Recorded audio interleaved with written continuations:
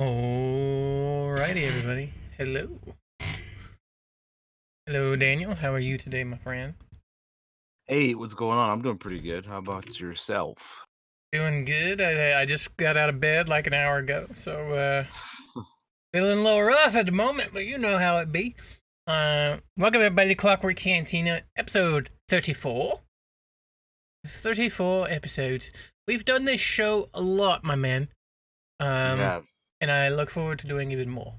Um, yeah, we're gonna talk about we watched Onward last night, so we're gonna talk about that in our little second half after all the news and stuff. I think there been much Yes. news this week, my man. I haven't really paid too much attention. I got a few things. Yeah, I actually do have a few things, surprisingly. Uh, Awesome. so we're pretty good. We're pretty good on news this week. I am recording, by the way. I Yes. always got to say it to make sure it's actually happening. But yes, Yeah. it is working. I did not fuck it up this time. That's good. Oh, Lordy. Um, what you been up to this week, my man? Well, first of all, uh, I'm one of your hosts, DT3, and Oh, that's right. this is our I our totally other forgot. I host. forgot our spiel. Josh No, 902. man. Oh Yeah, there my you go. goodness. Oh That's my who we are. goodness. Welcome if you're watching for the first Yeah. time. We Wow. That's the we first time I forgot it in a while. it's fine, man. It's all good, Oh dude, you lordy. know? Yeah, it's all good. No, yeah, but yeah, welcome if you're watching for the first time. Like Josh was saying, we look forward to doing this every week. We have plenty of other episodes if you haven't seen us before.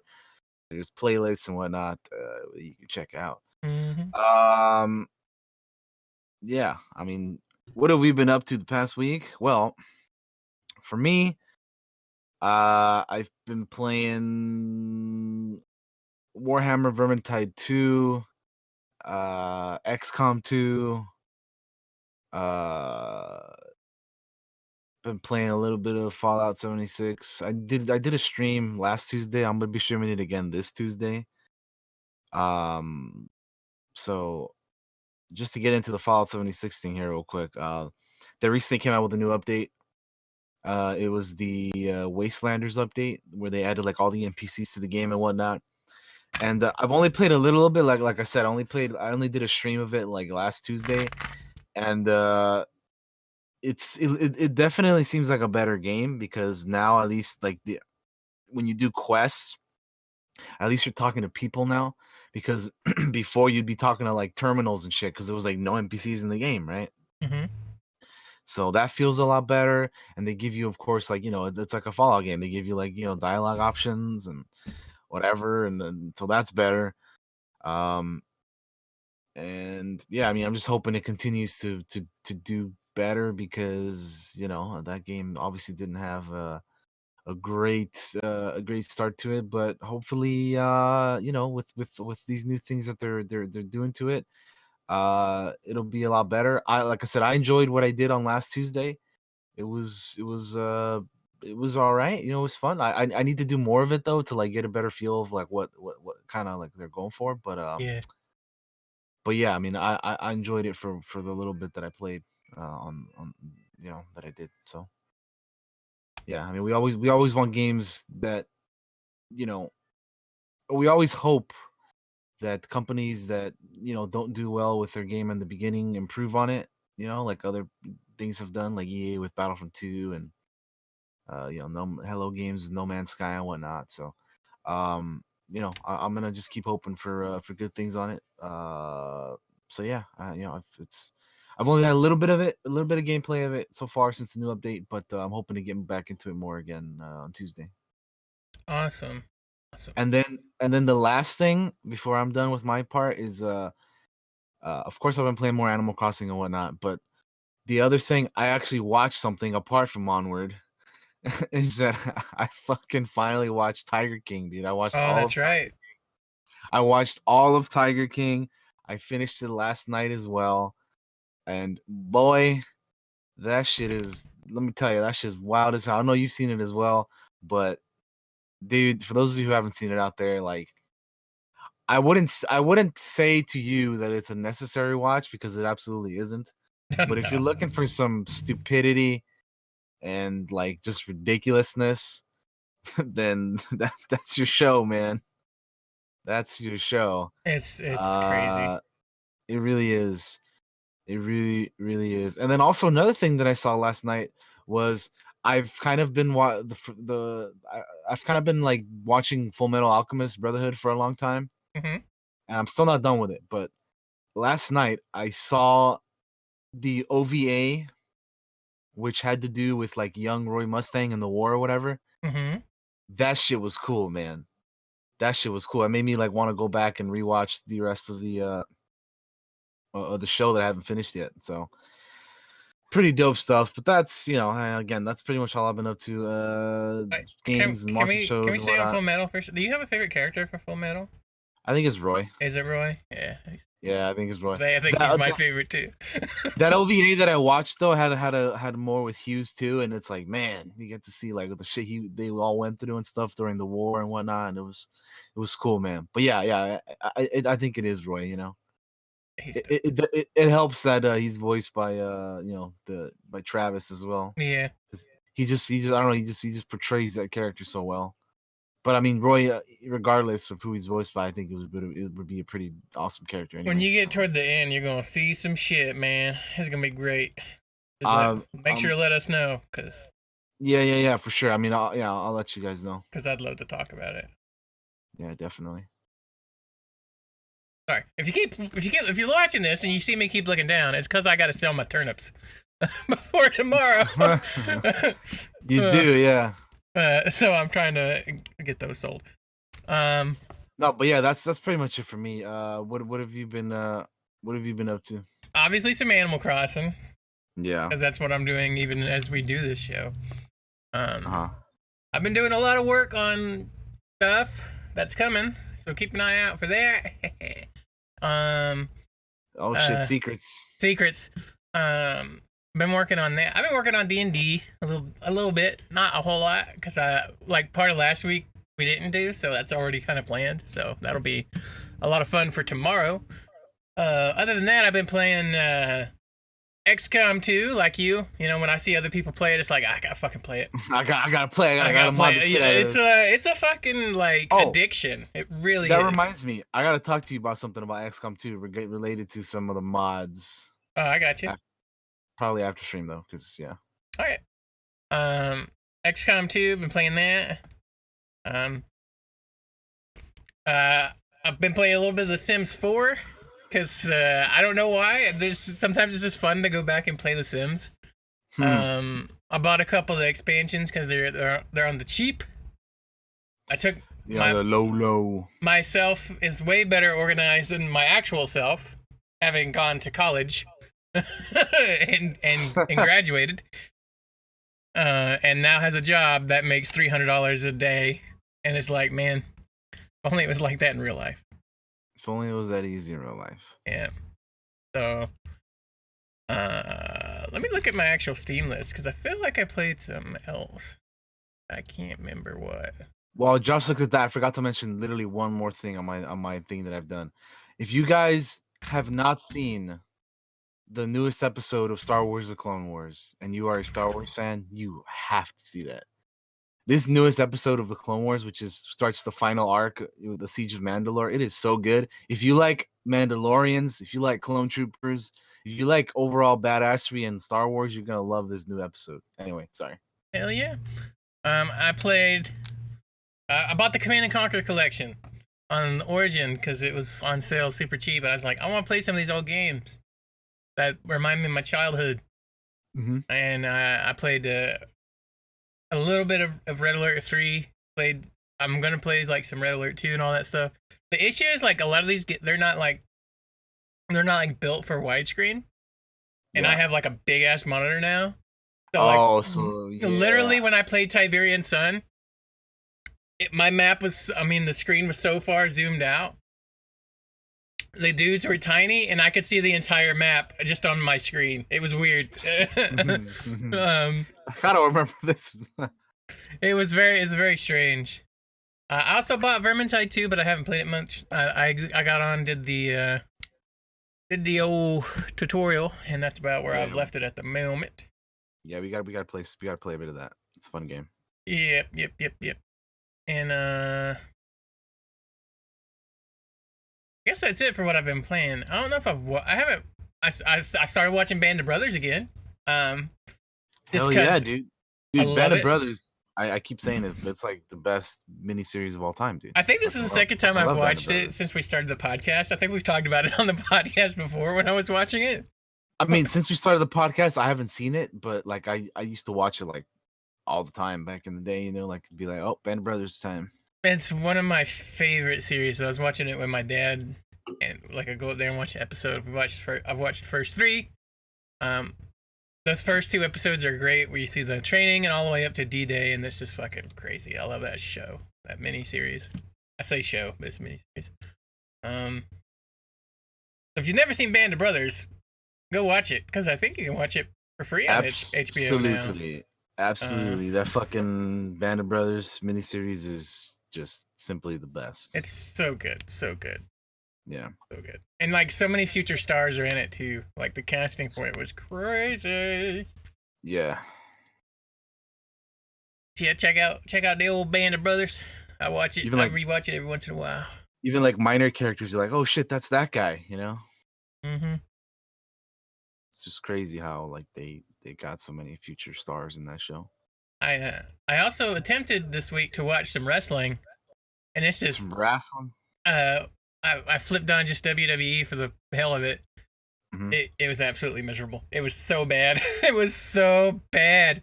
I could not stand to watch it. There's like they don't have people in the arena, and they're just and like so, which obviously you can't, which is fine. But it's just I don't know something about it kind of makes it like there's not people here, so I don't kind of want to watch it. I don't want to watch it because there's no cheering or anything like that, and like I don't know. Some of the stuff that the wrestlers are saying is very cringy, and it's like, ugh, if I could deal with it when there was like a crowd kind of there and they could play off that. But it's like, But when it's just them there, like not, you know. Yeah. You have to like watch it to understand what I mean when I say it. Just feels, ugh. It just feels, ugh. Like I don't want to watch this.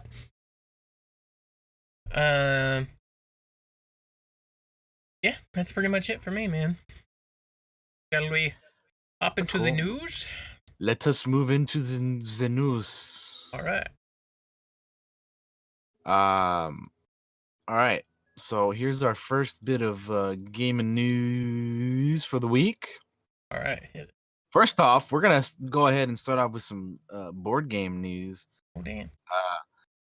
Wolfenstein is now a board game. Oh, yeah. So the Wolfenstein, there's gonna be a Wolfenstein board game. They have a Kickstarter up, which I can link in the chat for those interested. Boom, there it is. It's being made by Archon Studio. So there's 10 days to go. It's already been funded, and there's like 15 stretch goals and Oh, yeah. a bunch of backers. Fight Mecha Hitler. Yeah, so if you if you're a Wolfenstein fan, if you're a board game fan, fucking back this up because it's In the word it of looks pretty neat. In the word of BJ Blazkowicz, shooting, stabbing, strangling Nazis. My guy. They're gonna have like apparently top quality models. They're made of like hard plastic and really good quality, and they have like detail that's not normally in like board game minis and whatnot. Got the project, 1 to 4 players. About 90 to 2 hours, 90 minutes. You can choose your difficulty level as well and everything. Board game in a nutshell. Top quality models.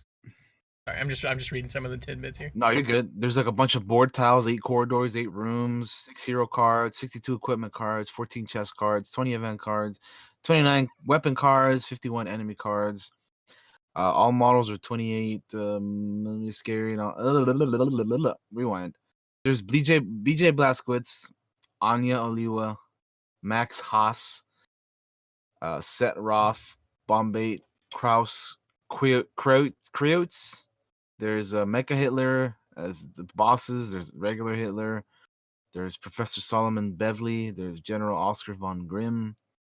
There's a bunch of drones and officers and Panzerhuns and Soldats, Super Soldats, Uber Soldats.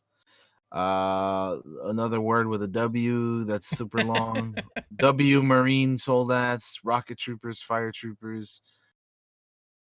Actually pretty cool. There's like doors and like barricades and hazard trackers and round trackers. And All the it looks like a Nazis you could ever want to kill. right. It Yeah. looks like a pretty cool ass board game, to be honest. Yeah, my issue with this is I don't have any people to play with, and like in like real life, like I got people all over the world I'm friends with. They just don't live near Right, me. but yeah, but you can't really use the board game, right? Exactly. Yeah, Uh, that isn't to say I no, wouldn't I buy get it you. if it like all the pieces are cool and stuff. If I had like Hmm. the extra cash to burn kind of deal. Yeah, yeah. I mean, it looks cool, and then, we talk not we don't in our gaming section. We don't only talk about the video games, but we talk about all forms of gaming, which Yeah. include board games and tabletop and all that stuff. So yeah, figured we'd bring this up for those who are interested. Um, but yeah, let's we can go ahead and move on to the next one. Um, All right. What else you got, my man? the ESRB is now gonna include um if a game has loot boxes. Oh, nice. They're gonna warn you if the game has loot boxes in it. So ratings will specify in-game purchases as includes random items. So yeah, the Entertainment Software Ratings Board, otherwise known as ESRB, it's the organization that rates games in North America. Is adding a new ratings designation for to account for loot boxes, gotcha mechanics, and other randomized items. It announced Monday, uh, as in last Monday, that it will be specify if a game has in-game purchases with random items, an update to the broader in-game purchases warning label. Um, so in-game in I quote, in-game offers to purchase digital goods or premiums with real-world currency or virtual coins with other forms of in-game currency that can be purchased with real-world currency, for which the player doesn't know prior to purchase the specific digital goods or premiums they will be receiving. Example: loot boxes, item packs, mystery awards. The warning will apply to games with loot boxes, item card packs, prize wheels, treasure chests, and more. The ESRB said. So here's like an image of like what it's kind of look like. I'm posting here in the chat real quick. It's got like a huge link for some reason, but there it is. If you're curious of what it's gonna look like, Here's what it looked like, y'all. Up on the screen for you. there it is. See, you got the little T for teen, your language, violence, and then below it, in-game purchases includes random items. So that's how they're gonna be doing like loot boxes, and they're gonna warn you about loot boxes and all that bullshit later from now on. Um. So yeah. And then also apparently, uh, Hmm? the ESRB was also like, what you call it, like they were also told like, what if a game launches without like in game, without in game stuff, and then they add it later. Mm-hmm. And here's what their explanation. Publishers are required to inform the ESRB if they intend to add in-game purchases, randomized or otherwise. That will affect the assigned rating information post-release. Once the changes are evaluated, ESRB changes the game's rating information on esrb.org and requires the publisher to include the updated rating information on game packaging, item web pages, and pertinent marketing materials. So that was kind of their response to like, well, what if a game launches not having this stuff, but then later on they added onto it. So there you go. Yeah, just a bit of cool information that I thought was interesting that the ESRB is gonna be doing in terms of like loot boxes and stuff, because we've been talking about this whole loot box fiasco for a while, Mm-hmm. and things are being done about them, including this now too. So there is that. Um, in terms of other stories, I don't know if you want to move on from that now. Yeah, We whenever you're can. ready, my man. Uh, Terraria Journey's End, which is the last update for the game Terraria, will launch on PC on May 16th, 2020. Uh, It's a biggin. yeah, it's like I said, it's gonna be the huge last massive update to the game before they are completely done with it. Josh and I have both played this in the past, and I think we're gonna be playing this when this update launches as Yeah, well. I'm a massive Terraria fan. I've played it for years. Years I've played Terraria, like on and off. With it's great for it's great. First of all, it's cheap, and it goes on sale a lot. Two, it's good to play with your friends, and I love playing. We play all sorts of games together. So if Terraria, like you haven't tried it, I say give it a go. Absolutely, it is a fun game, like for sure. Um, I haven't played as much as Josh has, but um, I only recently actually got into it, like, a couple years ago, but even then, like, I've had fun with it. It's just a cool little game to play with, like, friends, you know what I mean? Like, it's just one of those games that, like, is pretty neat. You start off, like, obviously with, like, nothing, and then you just build up and whatnot, and they've been adding, like, a few updates here and there. I remember a couple years ago, they had added another update too, right? Like, I don't remember which one that was, but yeah, I actually have it it's open right here. I could probably look. okay. I mean, yeah, so Terraria Journey's End launching on PC May 16th, 2020. Yeah, I mean, we'll be playing it. We'll probably stream it for those who are interested. Um, but yeah, But I yeah, don't. some of the features of this update include like there's over 1,000 new items, Oh, okay. which is crazy. That's a Hmm. lot of new stuff. There's new weapons, um, That's sweet. some new tools, new furniture, stuff of that nature, new consumables. Hmm. Um, I'm scrolling down the old. They have like an update here that's gonna have like all the stuff that's in it. Oh, they New got like the traps. Yeah, they're gonna have there's lawnmowers. They're adding lawnmowers. Which lawnmowers. yeah, when you mow the grass, it won't spawn plants anymore, and it will reduce enemy spawn rates. That's interesting. Hmm. Um, there's gonna be two new NPCs. Um, Oh man, New enemies. There's also gonna be new mechanics. Block swap. What's this? block swap. A new mechanic called block swap. The ability to replace blocks based on the highest pickaxe power or highest power of a pickaxe. Highest pickaxe power of a pickaxe in the player's inventory without requiring to mine first. Hmm. Weird.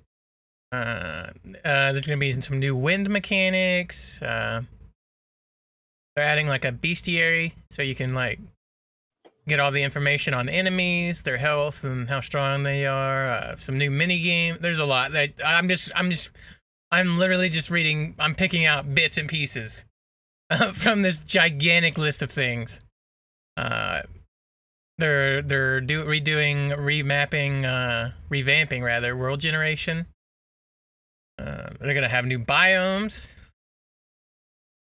Just holy shit. Boss fights will actually show the health of the boss, so that's kind of nice. Um, I mean, tons of stuff, guys. Tons of stuff. yeah, I mean, you'd figure that, like, with it being the last update, that they're gonna fucking put in a lot, right? Mm-hmm. So that's pretty cool. I like that they're doing that, you know. I put the link in the chat for anybody that's interested in reading all of the updates, all the upcoming features rather. And there's a fuckload of them. Sweet. Oh, there also might be spoilers in there, so if you care about that thing, don't click on the link. But Oh. I can't tell. I can't tell for sure. And if you're watching this on YouTube or listening to it later, sorry, no link for you. You're just gonna have to Google it yourself. Mm. True. But It's not hard to find. Just Terraria update and you find it. yeah,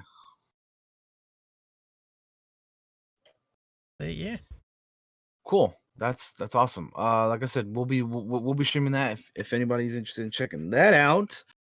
But it'll be available within a month. So hell yeah, that's cool. Shout out to them for continuing to make updates to it and giving us one last final big one, big update. Hell yeah. From one blocky game to another, Minecraft is getting graphics overhaul later this week, which happened already, I guess, on the 16th with the RTX beta. Make They it had a look real little good. they had a little trailer here Hell yeah. if you wanna show it up on screen there. It's really short. It's like a 30-second video. But it just, it shows off the game looking pretty nice. It actually looks really good with this thing here. Yeah, it's crazy. Yeah, like just it shows you like look at that with RTX on and off. Wow, that's I never played the old Minecraft. the old Minecraft. I've played a bit of it. It's fun. It's like one of those it's like those games that we like to play, It's like Mm-hmm. a fucking 7 days or it's like Ark or Force. It's like any of those like survival games, but just in the blocky form, but really is all it is. And you can add mods to it and everything, and you have your own servers and all that stuff too. So it's pretty much one of those survival games, but just with just in the blocky format. And yeah, it looks good. I've played it where I've had to download like shader packs and stuff to make it look better. Um, but this new RTX thing looks fucking sick. Definitely makes it look really, really good. Um, but Minecraft with RTX on Windows 10 is available to download and play. Uh, fully path trace rendering, physically based materials, NVIDIA DLSS 2.0, uh, delivering bleeding edge visual fidelity and realism that can be experienced on all GeForce RTX GPUs. To demonstrate the full capabilities of Minecraft with RTX technologies, which deliver unbelievable sights with jaw-dropping, previously impossible to achieve effects. They've worked with Minecrafters to create 6 stunning creator worlds, downloadable for free in the in-game Minecraft marketplace. So they're like, to show off this new thing, we work with some people to show you guys some amazing looking environments and whatnot. So that's pretty cool. This reminds me that I need to update my drivers because I don't think I've done that yet. But anyway, yeah, Yeah. that's pretty cool. Pretty cool stuff. Yeah, well, we'll have to get you on Minecraft at some point because I'm sure that's another game that we're gonna be playing at some point with the gang. Um, I have to get it. yeah. I don't know why I never played it. Well, I guess I do know why. I never had nobody to play it with. Ah, And when I don't have people to play it with, I usually won't try stuff. no, that's fair. I mean, that's kind of how I feel about this certain games too. So I get you. I completely understand on that. No. Uh, PlayStation announced the Play at Home initiative, uh, where they were giving away Uncharted, the Nathan Drake collection, and Journey for free from April 15th up until May 5th. So, everybody's wanting you to stay home and whatnot. And PlayStation's like, you know what? Stay home, play some Uncharted, play some Journey. We got you covered. Okay. If you download them, the years to keep. Uncharted is cool because you get the original trilogy. You get Uncharted Drake's Fortune, Uncharted Among Thieves, and Uncharted Drake's Deception, which is 1, 2, and 3. All of them are pretty good games. My favorite one personally is 2 of those 3. I would probably rank them 2, 3, and then 1. I think I like 1, but I think just because it's like the older game, it's like it's from like 2007 or something. You gotta it's a little bit more. It's a little older than the other two, so that's probably why I would have it at number one. But they're all good. I mean, I enjoy all of them, really. And then Journey is just it's an experience mainly more so than a game, but it is a nice game. Guys, you want to know how easy it is to get these games? I did it right now while Daniel was talking about it. I literally went on the network and was like, "Give me these," and they gave them to me. Boom, he got them. That's how easy it is. Go get your free shit. Also, because I forgot. Also, here's another thing. You can get the Nathan Drake collection, which is the first 3 Uncharted's, on this for free, and if you have PlayStation Plus, you can get Uncharted 4 for free. So you can get all 4 Uncharted games for free if you have PlayStation Plus. Oh, which is pretty damn awesome. But yeah, this is pretty. We're all about that free shit around here, buddy. Yeah, I mean, it was pretty cool that that PlayStation's doing this. You know, giving away free games that are also good. Because like sometimes they'll be like, well, we're gonna be giving away, garbage or stuff that's not really good, but they giving out 2 good games here, so definitely pick them up. I've played them both, or I guess all 4 of them if you count the Uncharted collection as 3 instead of 1, which I guess you should. But either way, you know what I'm saying. So get them all. They're all good. They're giving away from now until May 5th. So you have until May 5th to collect your free game. For the low price of free 99. Free 99, 5-finger discount, baby. Yeah. Anyway, moving on from that. There's a new XCOM game coming out next week. Speaking of XCOM 2 earlier, out of nowhere, they announced a new XCOM game, XCOM Chimera Squad, which is a standalone game set 5 years after XCOM 2. It's coming to PC on April 24th, which is a week from now, or a little less than a week from now. But yeah, they kind of just like announced it out of nowhere, and then they dropped the release date and everything. We'll drop a little game reveal here trailer if you want to play it on stream. Oh yeah, let me get that up. Now I'm not gonna say, Daniel had anything to do with this, him playing XCOM. But we wake up every day and piss excellence and make things happen. So, dude, it is becoming pretty weird. How, it is. It's very when weird. we talk about stuff or do stuff, it ends up happening. I'm like, what? It's awesome. Don't get me wrong. I mean, shit. I wish that happened with other facets of my life, but ain't that the truth? Fucking, we'll take what we can get, man. But yeah, this game looks pretty cool. I will probably be streaming it the day it comes out. I got it already, and yeah, man, it'll be cool. It'll be cool, man. Yeah, if you buy it now, it's like half off. So yeah, it's like $10. Yeah, go get maybe, it. Even less depending on like where you get it too. But this is a little bit of a departure from XCOM, a little bit, a gameplay wise. Yeah, you're following like a squad instead of like building your own army or whatever. Yeah. Right? Yeah. And also, the aliens are on your side this go around, or some of them are at least. Which is pretty interesting. Yeah, definitely a neat. But this game announcement is interesting also because we're thinking that maybe this is like an experiment or a tease for XCOM 3, right? Mm-hmm. Which might be happening also. I was reading the XCOM forums the other day, and they were talking about like how they can't wait for people to mod the soldiers in this game and put them in the original in XCOM 2.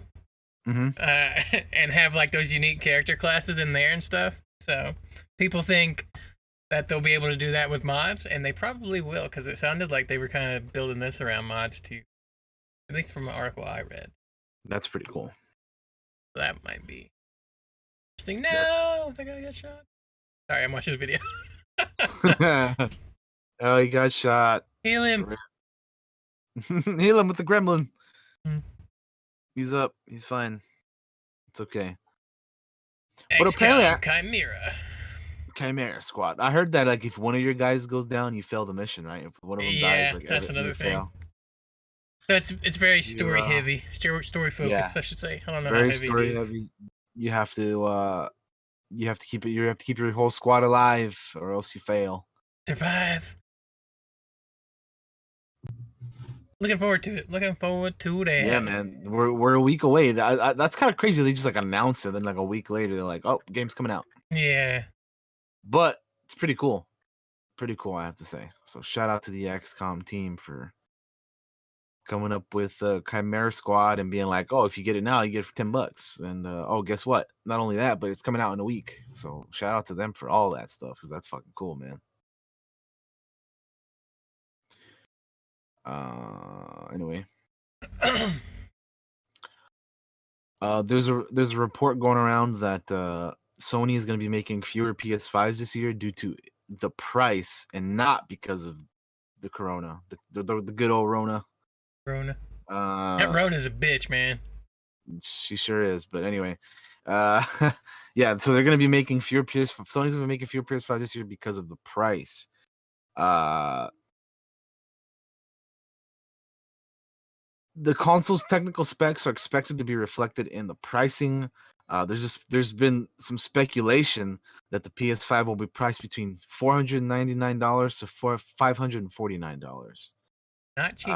Certain components are scarce and expensive, which could cut into company profits on each machine. Uh, the PS5's assembly is expected to begin in June. And while we have seen the controller, we still yet have not seen the console itself. Apparently, only a handful of insiders have apparently seen what the actual console looks like because they're afraid of leaks or whatever. But yeah, this is yeah, that's definitely not good, not great. That fucking the PS5 is gonna be so expensive, at launch. And uh, if you remember, like the PS3s were kind of hard to get back in the day. Mm-hmm. It kind of makes me wonder, like, are the PS5s gonna be like fucking even more hard to get now with this or what? Maybe. I almost never, almost never buy like the first iteration. You know, I usually wait for like the Yeah, next go around. it's that's what I should do because to be honest, like I got the first, I remember getting the first PS3 when that came out, and then like there was, I ran through like a few PS3s because those things would fuck up all the time. Um, but I didn't get my PS4 until like a year later, so I kind of waited a bit. I mean, not like not like as long as Mm-hmm. not enough to get the good console because I still have the fucking or the good memory. I mean, because like I still have the shitty like 500 gig version, while other people have like the terabyte one and whatnot. Yeah, I didn't actually buy a PS4 till they came out with the Pros, and I bought a Pro. That's the only Yeah, see, PS4 I've had, so yeah, I I mean could actually that's probably tell you the date on it. I might I might wait a little bit for this generation, because I mean first of all it should be expensive, Yeah, I but bought it November 23rd, 2017. So I've only had it for like 3 years. 3 years. Thank you, Amazon, for my history. Keeping your order history, yeah. Yeah, No, but yeah, it's just interesting, the whole all this PS5. So we still don't know a whole lot about it, and there's all this talk about this and that already, the specs and the pricing, and unless there's some giant exclusive that I have to have, which is be like they have to have a Star Wars RPG that's exclusively on the PlayStation. That would be right. like the only, that'd be like the only Um. way probably. Also, like, yeah. I mean, honestly, like the so far the games that we know that are gonna be on, uh, like the launch titles for PS5. Like, I don't know a whole lot that I'm like. I mean, there's one that I'm like intrigued by, and that's the what is it? The Godfire, or what the fuck is that thing called? I'm what is that game called? PS5 launch title is that thing called? It starts with the God something. Godfall. Godfall looks interesting. That's gonna be a PS5 launch title, but I mean, I don't know if that's enough to be like, "Oh, I'm gonna get a PS5 at launch," you know? Because, like, honestly, all of you know by now that my most anticipated game of the year is Ghost of Tsushima, and that's gonna be, like, probably, like, one of the, if not the last, like, major PS4 launch, because it's coming out in the summer. So, yeah, Ghost of Tsushima. I cannot wait for that fucking game. But, yeah, anyway, we're talking about the PS5, and yeah, I mean, it's just, we don't even know what the console looks like yet. We know we've seen the controller, and we talked about that last week and all that stuff. But anyway, that's all we have for that, unless you got anything else to say about it. Hmm. I ain't got shit. I ain't found shit. All right, moving on. Remember how we mentioned that the episode 1 or Star Wars episode 1 Racer is coming to PS4 and Switch, Yeah. but we didn't have a release date. We now have a release date. Woo-woo. It's coming on March 12th for the Nintendo Switch and the PS4. So if you want Star Wars Episode 1 Racer, which is the version that was on the N64 back in the day, that's coming to the Switch and the PS4 on May 12th. Uh, it's gonna feature updated controls, uh, and it's being ported over here by Aspyr, who's been doing most of the Star Wars ports to PS4 and Switch. They've done like the Jedi Academy, Jedi Outcast, two of these other ones. Like I believe they did Force Unleashed for the PC as well and whatnot. So they're pretty good with that stuff. Um, but yeah, I feel like it'd be fun to have the Pod Racer on the Switch. Oh yeah. I love Pod Racer. It's Yeah, awesome. man. Yeah, I mean it's a fun game, dude. I know a lot of people who like are not even like that big into Star Wars also just enjoy the game, like just Yeah. because it's a cool little racing game. But yeah. So that's coming next month, which is pretty dope. Hey buddy. Hell yeah, brother. Uh but yeah, I think that's about all I got for the game of I news. got a few things. If that be Sure. okay with you. Yeah, go for it. What Well, what do we well, got? well, What do we first got? of all, Crisis 1 is getting a remaster. Oh So, man. like a few days ago, I saw this because I follow the Twitters, their Twitter in particular, and Crisis is like a PS3 360 era game, right? yep, it's a little bit older. Let's see what. Yeah. Let's look up what year it came out. Actually, let's get the correct infos. Yeah, when I think of that, I always think of like it being like a PS3 360 era game. It came out November 13th, 2007. Yep, It's that is fucking old. prime time 360 Fucking PSP era game. old. But at the time, it was like the thing you booted up to test your new system after you put in new hardware. Because they would push it to the limit. Push it to the limit. Wah, wah. And they're going to remaster that song, bitch. And it'd be coming out, it says mid 2020. I don't know if it has an actual date yet. But yeah, they're going to remaster it. I don't know if there's any, actually, if they talk about any of the info. Crisis Remastered. Read this here article. Crisis Remastered is coming to PC with ray tracing and higher resolution textures. Officially confirmed. No release date. Sweet. Um. I actually have never played the Crisis games. They look interesting to me, but I don't know, for whatever reason. I guess I always just played other games. I I don't know. haven't played them in a hot minute, but you were fucking you wore this like battle suit and it like you would boost like your strength and like jump and like it's pretty cool. It's pretty dope. It's pretty dope. But I remember playing it. It's pretty dope. You could like run around and punch people. I think it's been a while. Yeah, run around and punch people in some cool armor. Hell yeah. Yeah. It makes you super strong and their bodies go flying. But yeah, their official description on the site says Crysis Remastered will have new graphic features, higher quality textures, and CryEngine's native hardware and API ray tracing solution. So I look forward to it. This might be a remaster that actually puts your shit to the limit, because Crysis always was like that. Sweet. Push it Uh, to the limit. CD Projekt Red said Cyberpunk 2077 is in a complete form, and further delays are unlikely. So that's good news. Hmm. Hmm. Um, uh, Jason Schreier is leaving Kotaku. Oh. We usually read the Jason Yeah, Schreier Kotaku's on we here read a lot of his stuff on here for sure. We because have. he's a super He's reliable person. he's a good source, yeah. Yeah. Or he's got good sources rather, yeah. Yeah. But he is leaving Kotaku for probably greener pastures, I imagine. Good luck, Jason, on whatever you move on to next.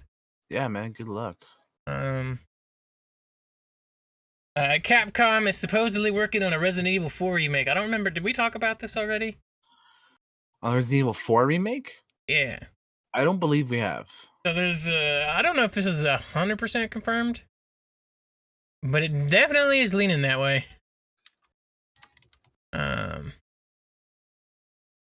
Resident Evil 4 remake. Did you play 4? Yeah, oh yeah, dude. Resident Evil 4, that's like 4 and 5 are like the ones that I've played the most. I remember Yeah. playing Resident Evil 4 on the PS2, on the GameCube was where I played it mostly, but yeah, man, that's one of the ones that I've played a whole hell of a lot of. I remember some of the fucking there's a lot of that game that I've memorized just because it's like I've played that shit so much, you know. But yeah, that's kind of cool. So they're remaking it like how they've been remaking the three, like 2 and or 3 and 4 and that kind of Yeah. Apparently this or is 2 and 3. I mean, the rumor is 2022 and from a new studio. So I don't know. This isn't like 100% confirmed yet, but it's definitely looking like it. There's a lot of news sites reporting this. So I mean, that's one of the ones that like I said, that I remember playing a whole lot of. I played a lot of 4 too. So like if they make that look like how they did 2 and 3, I would definitely get it, dude. Yep. Yeah, like the ones that like those Resident Evil games, like I want to play them all eventually, like the new remakes. But like if they do like 4 and 5, which are the ones that I have played the most, I'm all about it, dude. Like yeah, those are I'll definitely get those like when I can because those are fun, man. Alrighty. Capcom announced that Resident Evil 3 has shipped 2 million units 5 days after its release. Figured I'd throw that on there since we were talking about Resident Evil. Yeah. Yeah, it's cool. The Nintendo Switch had an update. Which sure did. Which lets you rebind your controls on a system level.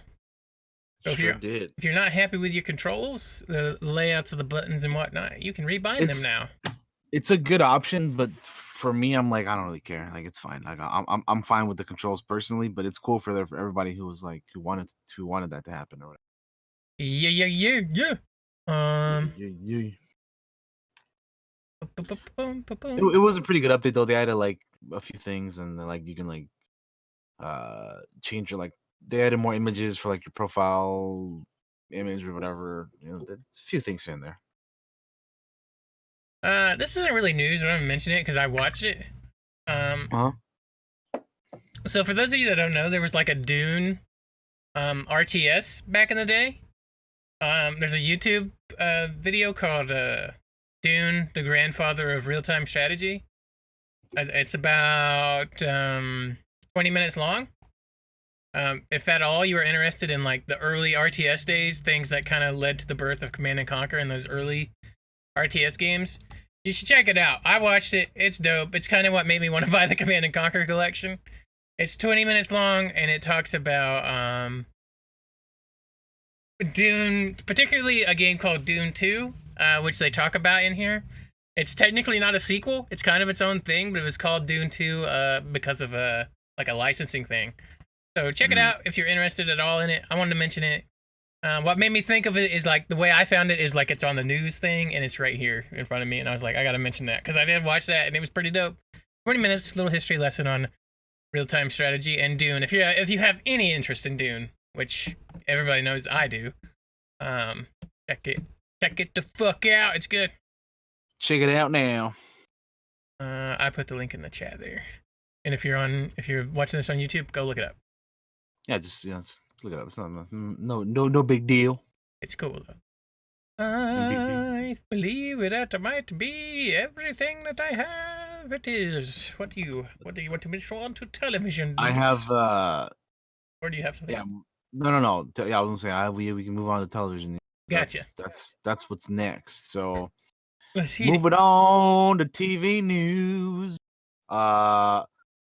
We have as I mentioned at the top of the show when we were talking about what we've seen or done the past week. I watched the Clone Wars, the first episode of the new arc, but they released a little trailer before that episode dropped, and Oh damn. here it is if you want to check it out. I have to tell you though, guys, the first episode is so good, like so good. It is like so cinematic with in terms of like the way they started, the intro, fucking the music. The music is so good this first episode. What I think they're doing is these last 4 episodes, they're kind of like they're making it as if like when they're all out, it's like gonna be like one big movie you can watch, you know? Mm-hmm. So man, this episode was so good though. Like it is like I'm not even joking or like playing around when I say this. It is one of the best episodes of Clone Wars ever, and I cannot wait for the next 3 because holy shit, man! This when they announced that Clone Wars was coming back, this episode is what I wanted them all to be. Although it's hard to be this good all the time, this one was just like on all levels from start to finish. It was absolutely an incredible episode. It's called Old Friend. The first one was called Old Friends Not Forgotten. Mm-hmm. But dude, I have been telling everybody to watch this because it is legit phenomenal, man. It is so fucking good. I want to talk about it. Like I want to talk to you about it so bad, but I don't want to spoil anything, you know, because Yeah. there's some good stuff in there that like once they get into it, you're like, wait, what? We're here?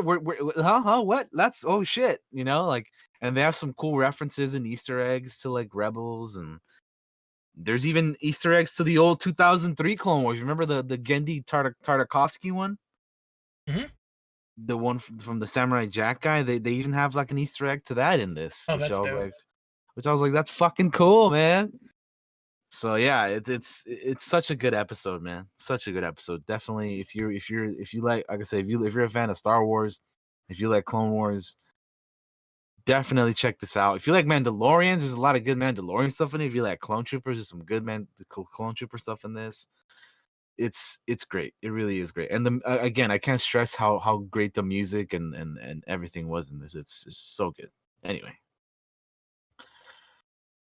from one Star Wars thing to another, Disney also announced that on Star Wars Day, aka May the 4th, they're gonna be coming out with an 8-part documentary series on the Mandalorian.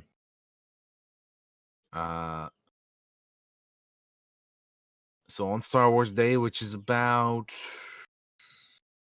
2 weeks away from now, 2 weeks and a couple days away from now, we're gonna be getting an 8-part documentary series on the making of the Mandalorian and all that stuff. I'm looking forward to that because you know we're gonna get to see a lot of the behind the scenes. You know, like how they came up with probably the child and you know like the idea of probably the show and all that stuff. And you know it'll be cool. I you know the Mandalorian is like my favorite thing in like a long time, so I'm definitely looking forward to this. I can't wait to watch it. More good Star Wars is always fucking welcome by me. So Mm-hmm. cannot wait for that. Get your Uh Uncle Warner on. yeah, right. You fucking cowards use the puppet. That'd be funny. If they just had him saying that, would be hilarious. Right? I I was sitting there and I was telling the fucking cowards to use the puppet. They wanted to make him CG, but I had to fight for it because when I saw the puppet with mine own two eyes, it was heartbreakingly beautiful. It actually is really good though. Like No, he's I mean right. He's 1,000% right too. he is. I mean they definitely did. They definitely did the right decision in making it a puppet for Hmm. sure. Keeping it with the Star Wars, the Rogue One spin-off, which is the Cassian Andor show and the K2SO one, they've added two people to the cast. I They've saw added I saw this. Stellan Skarsgård Oh and yeah. Kyle Soller. Uh, some of you may recognize Stellan Skarsgård from the MCU. He was Dr. Selvig in the Thor movies and Avengers and stuff. Um, and as far as Kyle Soller, I'm not too familiar with this guy, so I'm not sure what he's been in. But I think I always say this for Star Wars is that like it's cool having some of these names, like like obviously like Stellan Skarsgård, Hmm. but it's also cool having like unknowns. So you're not like, oh, this guy's from that, or this guy's from that. Which, to be honest, even though we've had like like Woody Harrelson and Solo, I'm like, like yeah, you know him from like a million other movies, but I thought he was pretty good as Beckett. He was one of my favorite characters in that movie. Um, but yeah, Kyle Soller, probably people may know him from. Well, actually, not a whole lot, to be honest. There's like a few. He was in Fury, but he was like they have him credited as medic number one, so he's not like a major character or anything. So this is kind of cool. He's just like a, he's not a huge known guy, which he'll definitely be more known now after this show.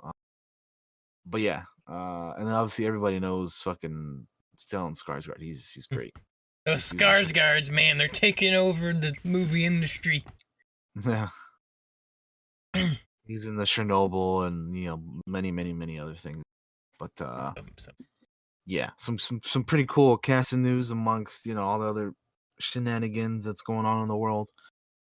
What else? Oh, here's something that Josh already knows about, but we're still gonna talk about it here.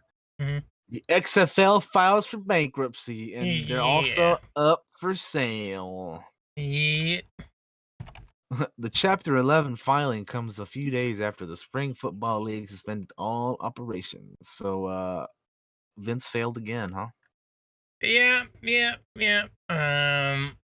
Although I'm not entirely sure if it's all his fault this go around. No, I mean, I know, but like, That it's not the Rona, first time. that Rona. No, that's definitely not. But I did Yeah. find it more interesting this go around. Because I watched a few games of it and I actually kind of liked it, and I think it's kind of a bummer that it didn't really get a fair shake. But yep, it's old sinking. It's a sinking ship, and there's no telling how much money Vince lost, and Yeah. possibly his investors lost because I don't think he was all in it alone. Um, yeah, that happened. That's just Sure bad did. timing. I mean, that's just how shit is sometimes, though. But yeah, I mean, it does suck. But what can you do, man? I'm looking down the Reddit for the XFL, and kayfabe news is like the Onion except wrestling. Mhm. Wrestling related stuff, but it has one here for the XFL that says McMahon planning third XFL resurrection for 2038. That's so bad. That's funny. Oh, if you want any of the merch, Dick's Sporting Goods got it for half off. So if you liked any of those jerseys, Get you one, man. get you one of those Houston Outlaws or whatever the fuck they were called. I liked that. I mean, they got hats. I might buy some of this shit. It looks cool. Uh, oh wait, Dicks. Fucking COVID-19 shit popping up on my screen. I'm trying to look at the jerseys. But yeah, it's all like half off, so you can get like jerseys for like $12, or shirts for $12. Jerseys are still expensive, but it's all like half off. So if that if the XFL appealed to you at all, or if you just like the logos, then go buy you a hat or a shirt. I will say the Battlehawks have a cool logo. the St. Louis Battlehawks. I also like it was the Dallas Renegades. That's what it was. The Dallas Renegades. I like their logo. Yeah, it's pretty cool. But yeah, they're bankrupt. Sorry for all those people that lost their jobs though. That kind of sucks. For sure. Yeah, I mean that's always the worst part for sure. Yeah. But again, what can you do, man? That's just the Rona's just fucking everything up. Yeah. Unfortunately. Oh, this sale's only till tomorrow, guys. So if you want something, go grab it now. Oh well. By the time this goes up on YouTube and all stuff, it'll be over. So sorry. Yep. Moving on from the XFL. J.J. Abrams is gonna be sets 3 HBO Max shows. He's gonna be doing Justice League Dark, a spin-off from The Shining, and then another one just called Duster.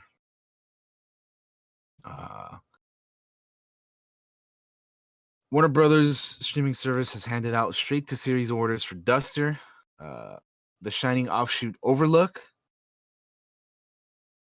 which is described as a major show based on DC Comics characters in the Justice League Dark universe. All 3 projects will be executive produced by Abrams and his wife, along with Bad Robot and all that stuff. So this is interesting. I've heard for a while that he was wanting to do the Justice League Dark thing. It's still untitled, but yeah, he wants to do Justice League Dark. For those of you who don't know what Justice League Dark is, it's got characters like Zatanna, Deadman, John Constantine, Swamp Thing, which I'll be interesting to see how they do something on this, because I really liked the Swamp Thing show that we got on the DC Universe, which was unfortunately and sadly prematurely canceled. All because of like a tax deal, tax thing, which was such a bummer. Man, dude, that show was good. Out of all those DCU shows, that's like the one that I've seen still. It's so good, man. Yep. A bummer. Yeah. Oh well. It is what it is. But I mean, yeah, Justice League Dark would be pretty cool. I've seen the Justice League Dark animated one. That was pretty dope. So hopefully they can do it justice in live action. But yeah, I don't really know a whole lot about the other ones, like the Duster. I'm not even sure what Duster is. It's just but Overlook apparently is the Shining spinoff. That's what that's called. There was also the Doctor Sleep Shining movie that came out like not too long ago. I haven't seen that at all. I haven't seen it. But yeah, Overlook is the name of the show spinoff. And then Duster, I'm trying to figure out what that is. I'm trying to see if there's anything here that says what Duster is, but I have not a clue. Yeah, I don't know. I don't think there's a whole lot of information on that. When I hear Duster, it sounds like a Western or something, but that's probably not what it is. Yeah, no. That's just what I think when I No, hear that's what I think too when I hear Duster. When I hear like a fucking Anyway, J.J. Abrams, 3 new shows coming to HBO Max. But I believe that is all I have for the television. For the television shows. Yeah. Let's see. Other than like one thing, which is a sad thing, that WWE ring announcer and longest tenured employee Howard Finkel passed away at the age of 69 the other day. He'd been not doing so good in a while and had kept his health kind of secret because he was kind of like a private person, but he passed away. Anybody that watched wrestling at any point in their life probably knows who Howard Finkel is. So, rest in peace, Howard. I wanted to mention him. R.I.P. And that's all I got, man. Alrighty, I mean, we can move on to the movie news. Movie news. All right. So the first bit of movie news that I have here is one that I'm sure Josh will have plenty to say of. Mm. I'm sure he's probably been waiting on talking about this for a little bit, and that is this past week they released images for the new Dune movie, and we'll post that here in the here so you can put them up on screen. But Denis Villeneuve's Dune, adapting Frank Herbert's classic novel, uh, which is gonna have Timothy Chalamet and Oscar Isaac and Josh Brolin, Rebecca Ferguson, Jason Momoa, Zendaya, Dave Bautista, Javier Bardem, fucking Stellan Skarsgård, which we were talking about a little bit earlier, Sharon Duncan Brewster, Charlotte Rampling, Stephen McKinley, David Dastmalchian. But there's some as someone who does not know a lot about Dune, like myself, I think these images look pretty interesting. But I'm sure Josh will speak about what he has to say about some things All right, here. yeah, he knows I have issues with some things on it. Yeah, Sorry. So just first of go for all, it. It's all yours. the steel suits that they're wearing in this first photo I have up. That's what these are called. They're called steel suits. Steel? Still, like STILL suit. Okay, Yeah, still suits. Yeah, Gotcha. steel suits. It's Still suits. yeah. They wear these on the deserts of Dune because they help collect any water that you'd like sweat out or stuff like that, and recycles it into drinkable water. Like they're disgusting as fuck, but you kind of have to have them to survive on Dune. And I think they look fine. Yeah. Mm-hmm. You got Zendaya here playing Cheney, who I know a lot about, but I don't want to spoil anything about. Cheney. Yep. Here you got the whole Atreides clan. It looks like here. You got Paul, young Paul over here, played by Timothy Chalamet. Yeah. Chalamet. I gotta make sure I say the fucking words right. Yeah, Oscar Isaac obviously is Duke Leto right here. Yeah. Looking good. Rebecca Ferguson is Lady Jessica. Josh Brolin as Gurney Halleck, and Jason Momoa right here as Duncan Idaho, and then like some other dudes in there in the back. That all looks fine. Got some behind the scenes photos. Yeah, Javier Bardem and Denis Villeneuve right there. Yeah, Javier Bardem is playing Stilgar, who's a very important character. So I guess that thing they have on their noses is kind of like it has to do with like the water thing you're talking about. I'm actually not sure what the nose piece is for, and I'm somebody that loves Dune. It's just they have it in there every time.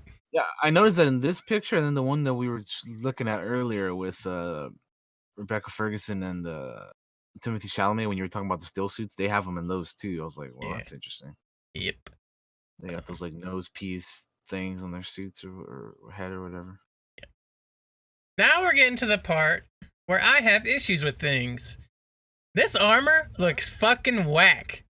Look at it. It looks whack. It makes no sense.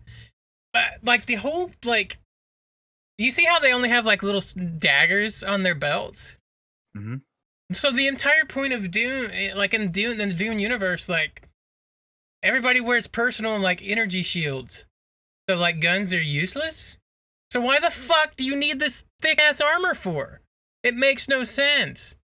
At least the important people wear energy shields. Like, and it just looks like something you see on an action, like if you were 6 years old and needed a big bulky action figure. That's what that looks like. I hate it. I personally hated the armor. But it maybe when I first saw the Witcher 3, the Witcher TV series armor for certain things, I hated that too, to be fair, and it looked okay in the show.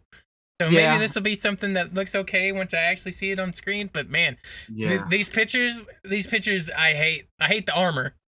I think Oscar Isaac looks dope as Duke Leto. I think I was gonna say the picture with Oscar Isaac, the wearing the armor right there. That one doesn't look too bad. Like I think the armor looks pretty cool there, but I think it looks a little bit more weird than the one with Josh Brolin just like walking or whatever. yeah, it I just think it looks looks weirder there. it looks strange. It just I don't, and to me logically it doesn't make a lot of sense.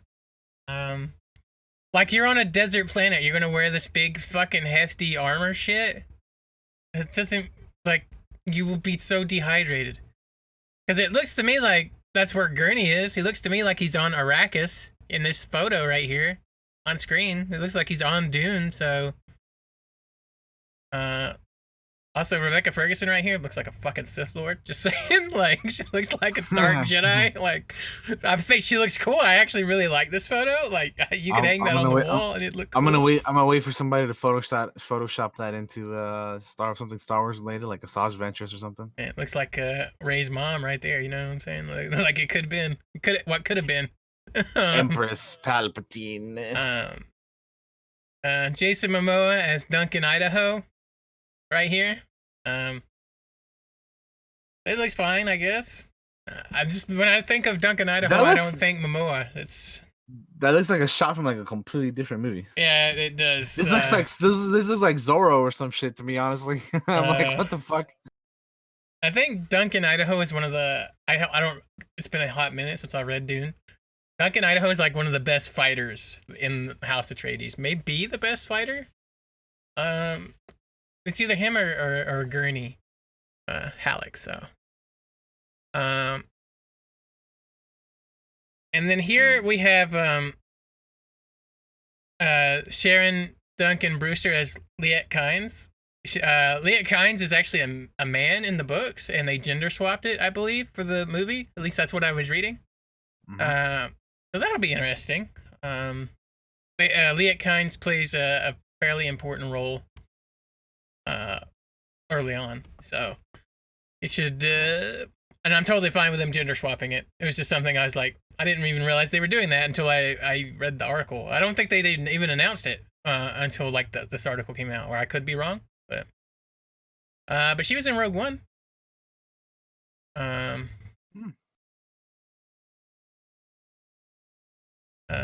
But yeah, those are my general thoughts on the Dune thing. My excitement may have went down a little bit with these photos coming out, to be honest, because that armor looks weird, and it makes me think, oh god, if they've done that, what else have they done? But I don't want it to be bad. I want it to be good, but I do not like that armor at all. It looks very, I don't know, like I feel like it's meant to be like future knight-ish. Like if you like look at a knight from medieval times, it took that armor and tried to make it sci-fi. This is what you'd have. Mm-hmm. Not a fan at all. But hey, I could be wrong. I hope I am. Yeah. I don't hate it, but I think I don't know. I think it looks better, like I said, with the shot with Oscar Isaac than the one with Josh Brolin. But I don't know. We'll see. What's up with the image with Timothée Chalamet? There's like a bunch of like ships in the background or something. Do you see yes. That's probably on Caladan, which is like where Dune kind of. Which is like definitely not a desert place. No, it's like an ocean planet ish. I think it's very lush.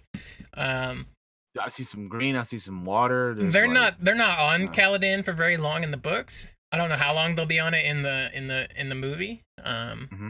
But that's where the House Atreides is at first located, and then they eventually get moved to Dune due to politics. Yeah,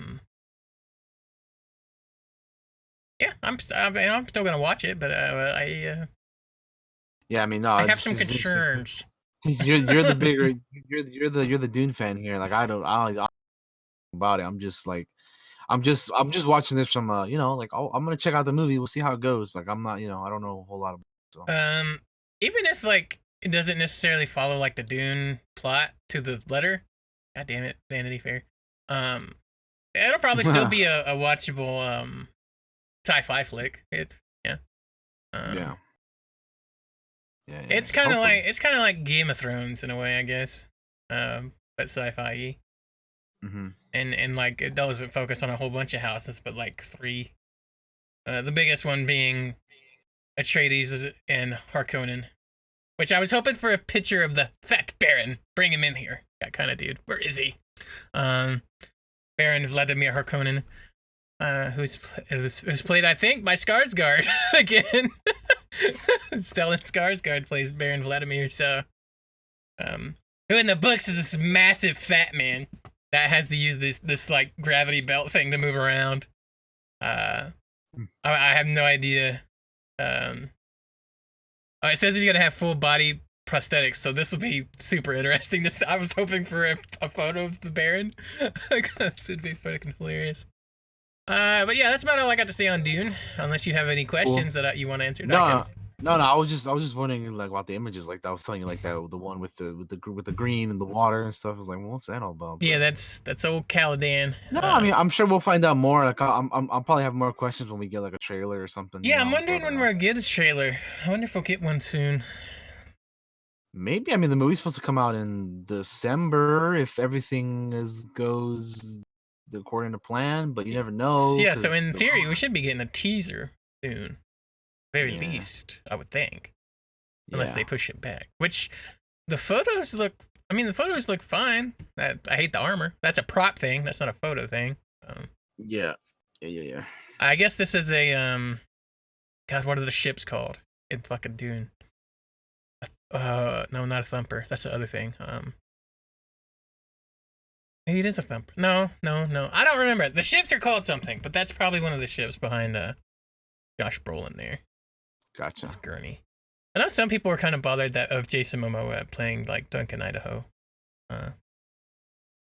Yeah. Again, I don't know any of the characters or anything, so I don't know like if they're a good fit or not. But I mean, we'll see. I think the biggest thing for me is like people saying like Jason Momoa plays Jason Momoa in every movie, and here he needs to play a character called Duncan Idaho, so he needs to play Idaho, not Jason Momoa playing Idaho. Yeah. I saw one, and I don't necessarily disagree with that. I think there's a better pick, and I kind of agreed with it, which was Dave Bautista should have been Duncan Idaho. I mean, he's still in the movie, but they made him they made him fucking the Beast instead, which is that's such a waste of Dave, in my opinion. Make him be Raban, who you just have to watch the movie and you'll understand why. Okay. It's just a waste of somebody with a lot of acting chops to play that character. But yeah. That's Dune, guys. I hope I didn't bring anybody down. Hey. I'm still looking forward to it. Alrighty. Let's go ahead and move on. Thoughts. Yeah. What else you got? Cool. Speaking of things getting pushed back and canceled stuff, Comic-Con is officially being canceled due to the Rona. Damn. It's like the first time ever, right? First time in like 50 years or something. Yeah, crazy.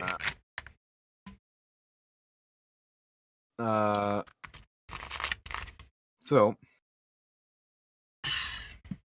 here we go.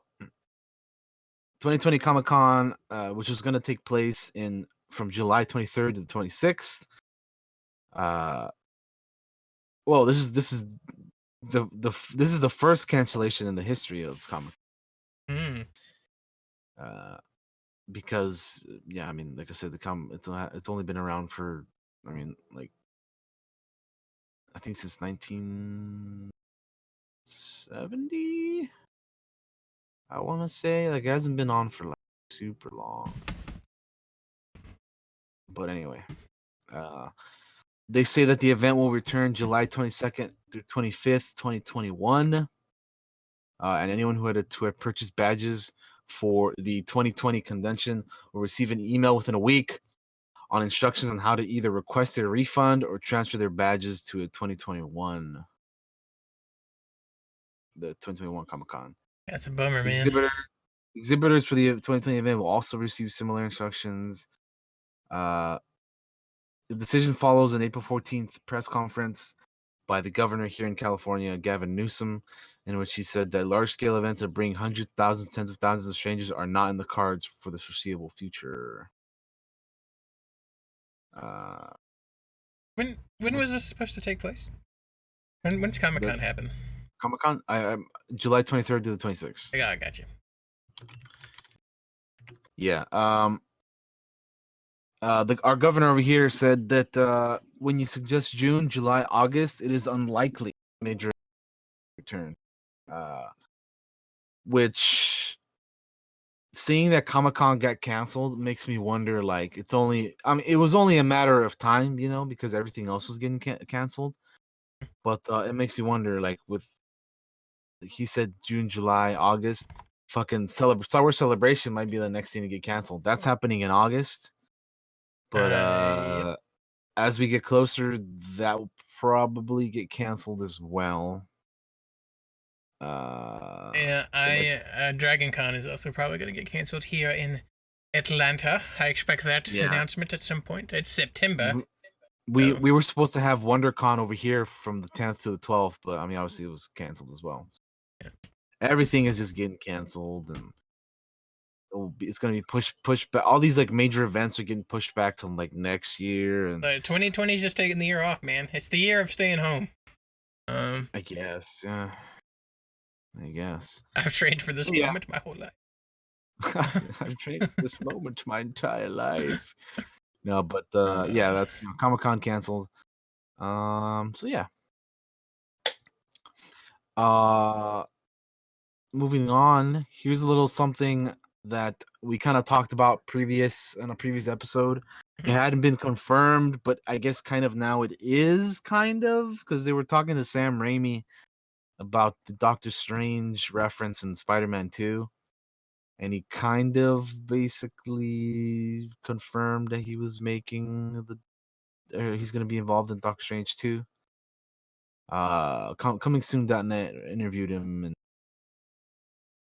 uh while talking about one of his other movies, and talking to him about Spider-Man 2 and then Doctor Strange stuff. And so he kind of basically confirmed that he's going to be doing Doctor Strange and the Multiverse of Madness.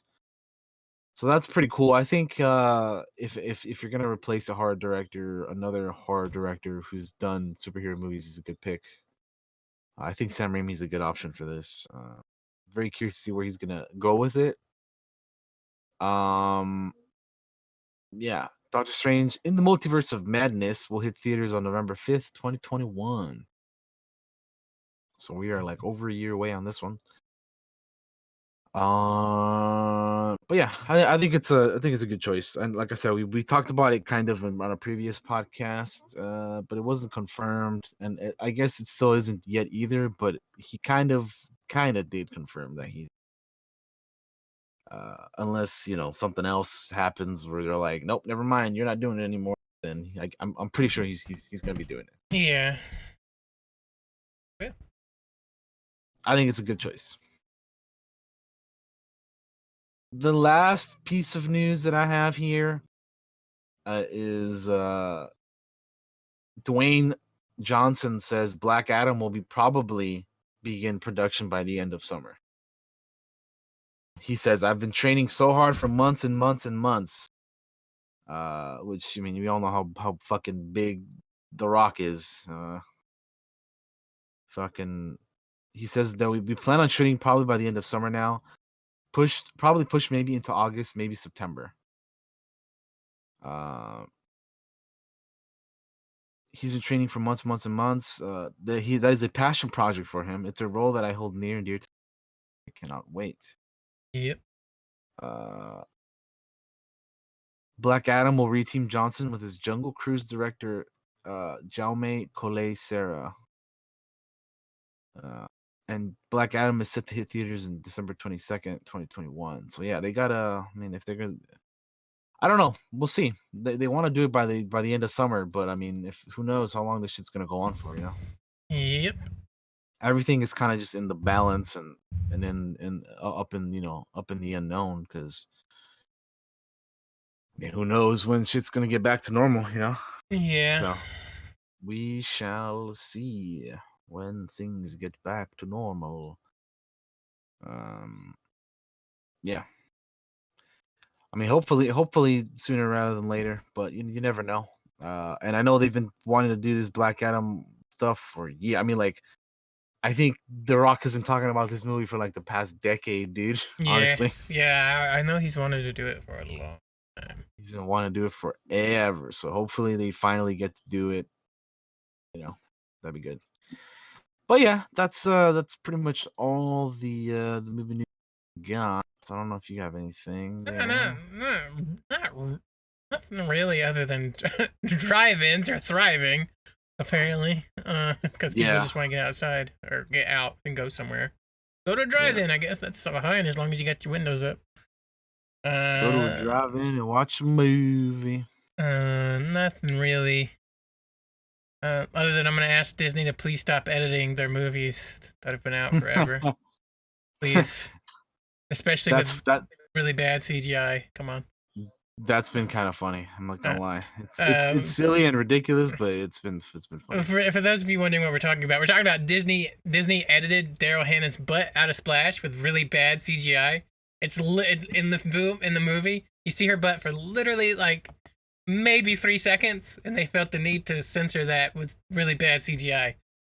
I hate it. Please stop doing it. Please stop changing movies after they come out. You are fucking. That's so dumb. That's so dumb.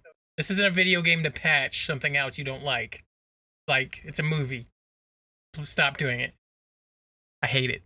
I hate that they're doing that. Because they also edited out, by the way, the love scene in Avatar. There's a love scene in Avatar.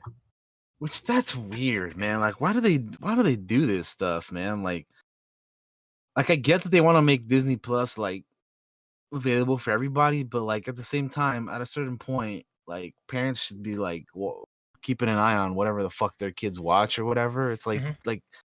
they should do what like Netflix does and have like a kids section and then like a everybody else section. Mhm.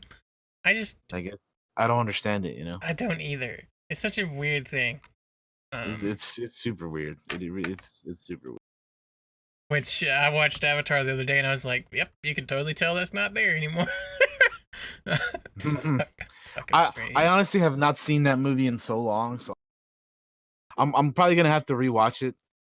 Um, just because, or like before the second one comes out, just because like I'm not like the bad. Like I don't really like. I don't hate it, but I don't love it. It's just like it's whatever. It's like a fine movie, So like, Yeah, it's just so long. That's the thing. It's a yeah, it's long just movie. I'll have to revisit it before the second one comes out because I'm like I'm willing to check out the second one whenever it comes out. So I enjoy it. It's pretty. It's got it's got some battle scenes that are pretty cool. Um, yeah. I like the premise of it. Yeah, I mean I like it. I definitely don't hate it. It's just so long. It's a long movie. It takes when you're as busy as we are, it's hard to commit to some things nowadays, especially. Which is Which is why we didn't watch Onward till like last night. So I mean, yeah, I got it done though. yeah, Got yeah. it I mean, done. I didn't watch it till last night either. Like I was like, I still gotta watch this.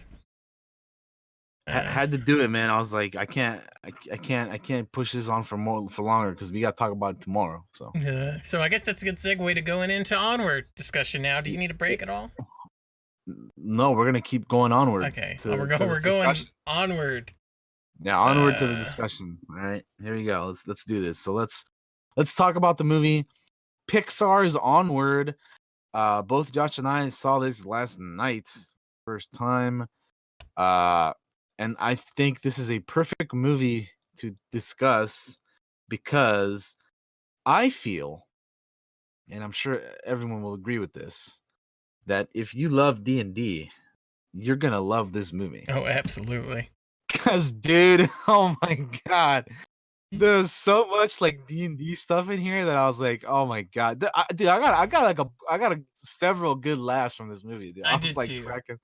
I was cracking the hell up at some of the stuff in this movie. But first of all, let's start off with saying, I mean, I think the simple answer here is gonna be a yes from both of us. But like, I always like to start off with, did you like it? Did you not like it? I liked it. Yes, yes, I did. I liked it a lot. Yeah, I it's actually a big thumbs up from me. So Big thumbs up for the Onward for me as well. Big thumbs up What from surprised for. me, I was Mhm. surprised at how much they like I knew it was gonna be like very D&D esque. Uh-huh. They reference it a lot. I wasn't They expecting do. like a They they lot. they talk about it a whole lot. It's such a good movie though, dude. Like I really like it. God Uh, damn. Like dude.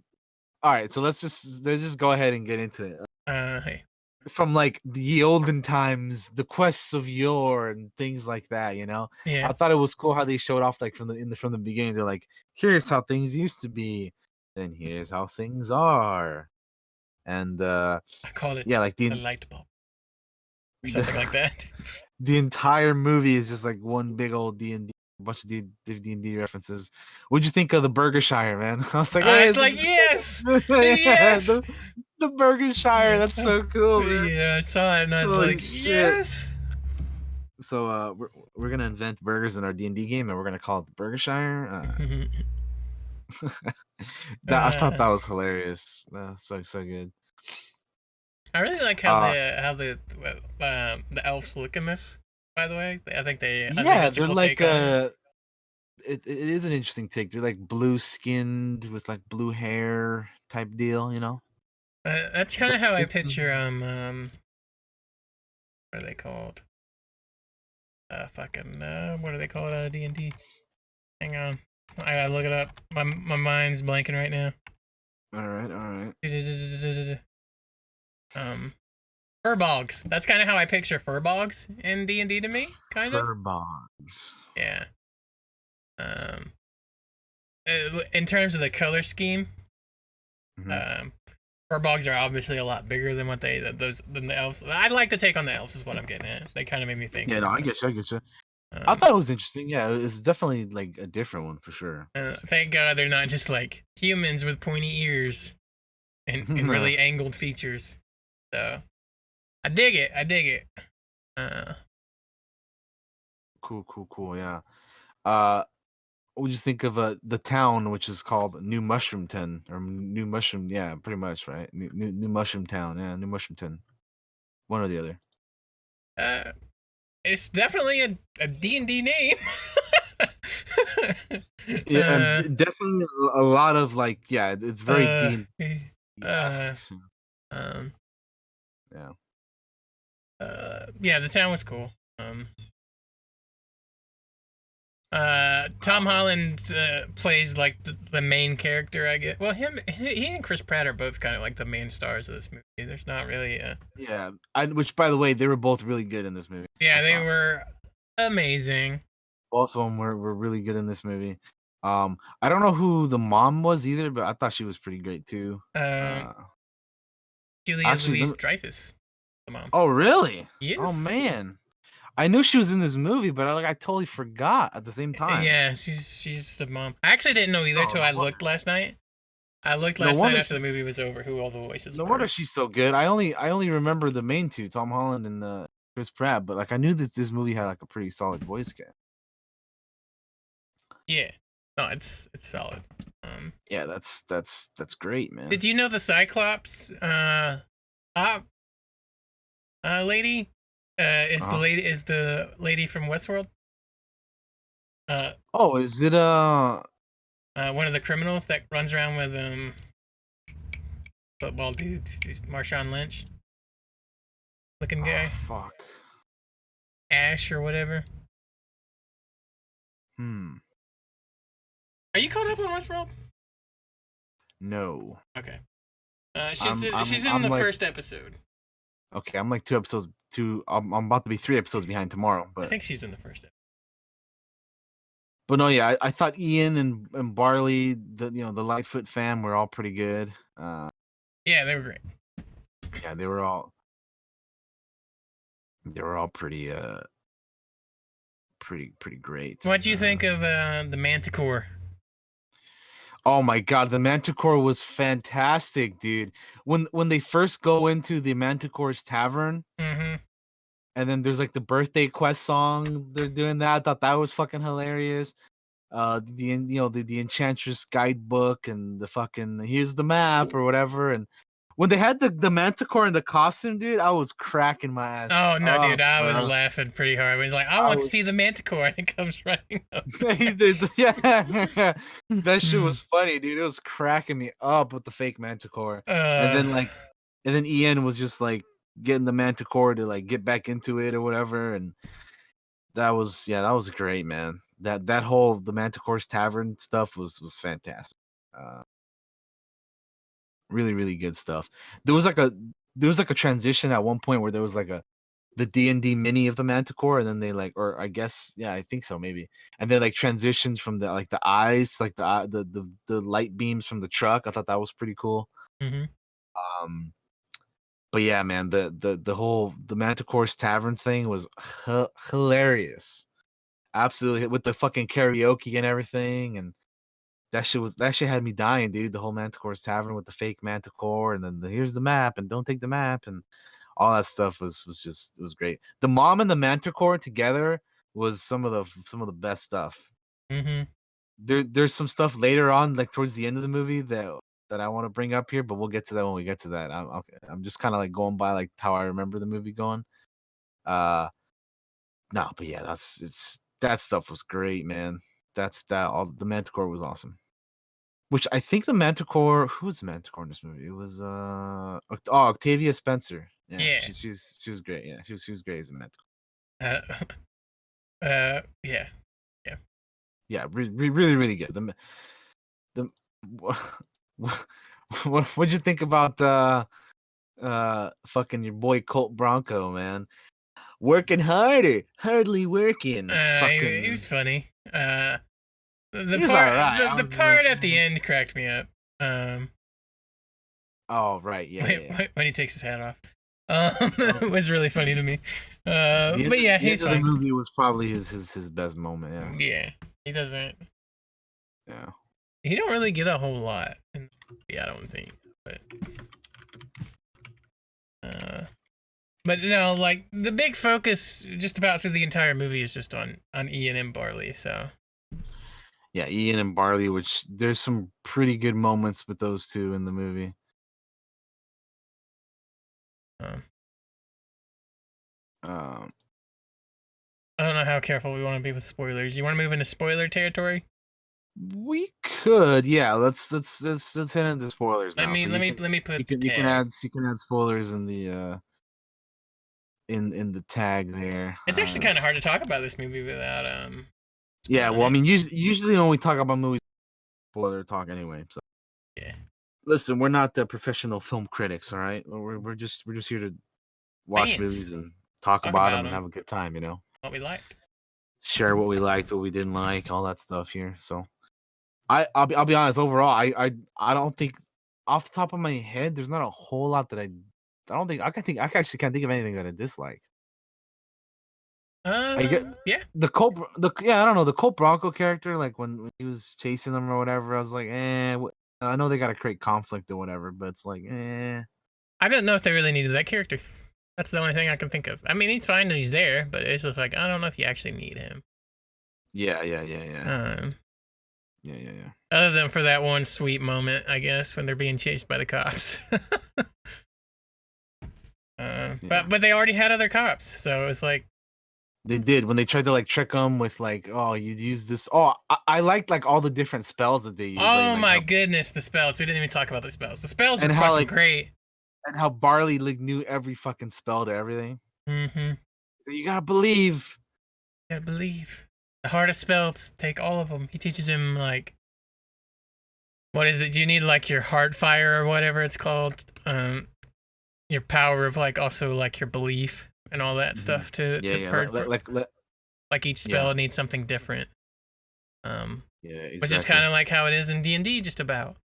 And how Which I thought was yeah. pretty cool because yeah, again, there's a lot of D&D like similarities and references and stuff like that. But yeah, oh, and I thought it was funny how every time they would use the fucking, the thing, they'd be like, "Oh, I got a splinter."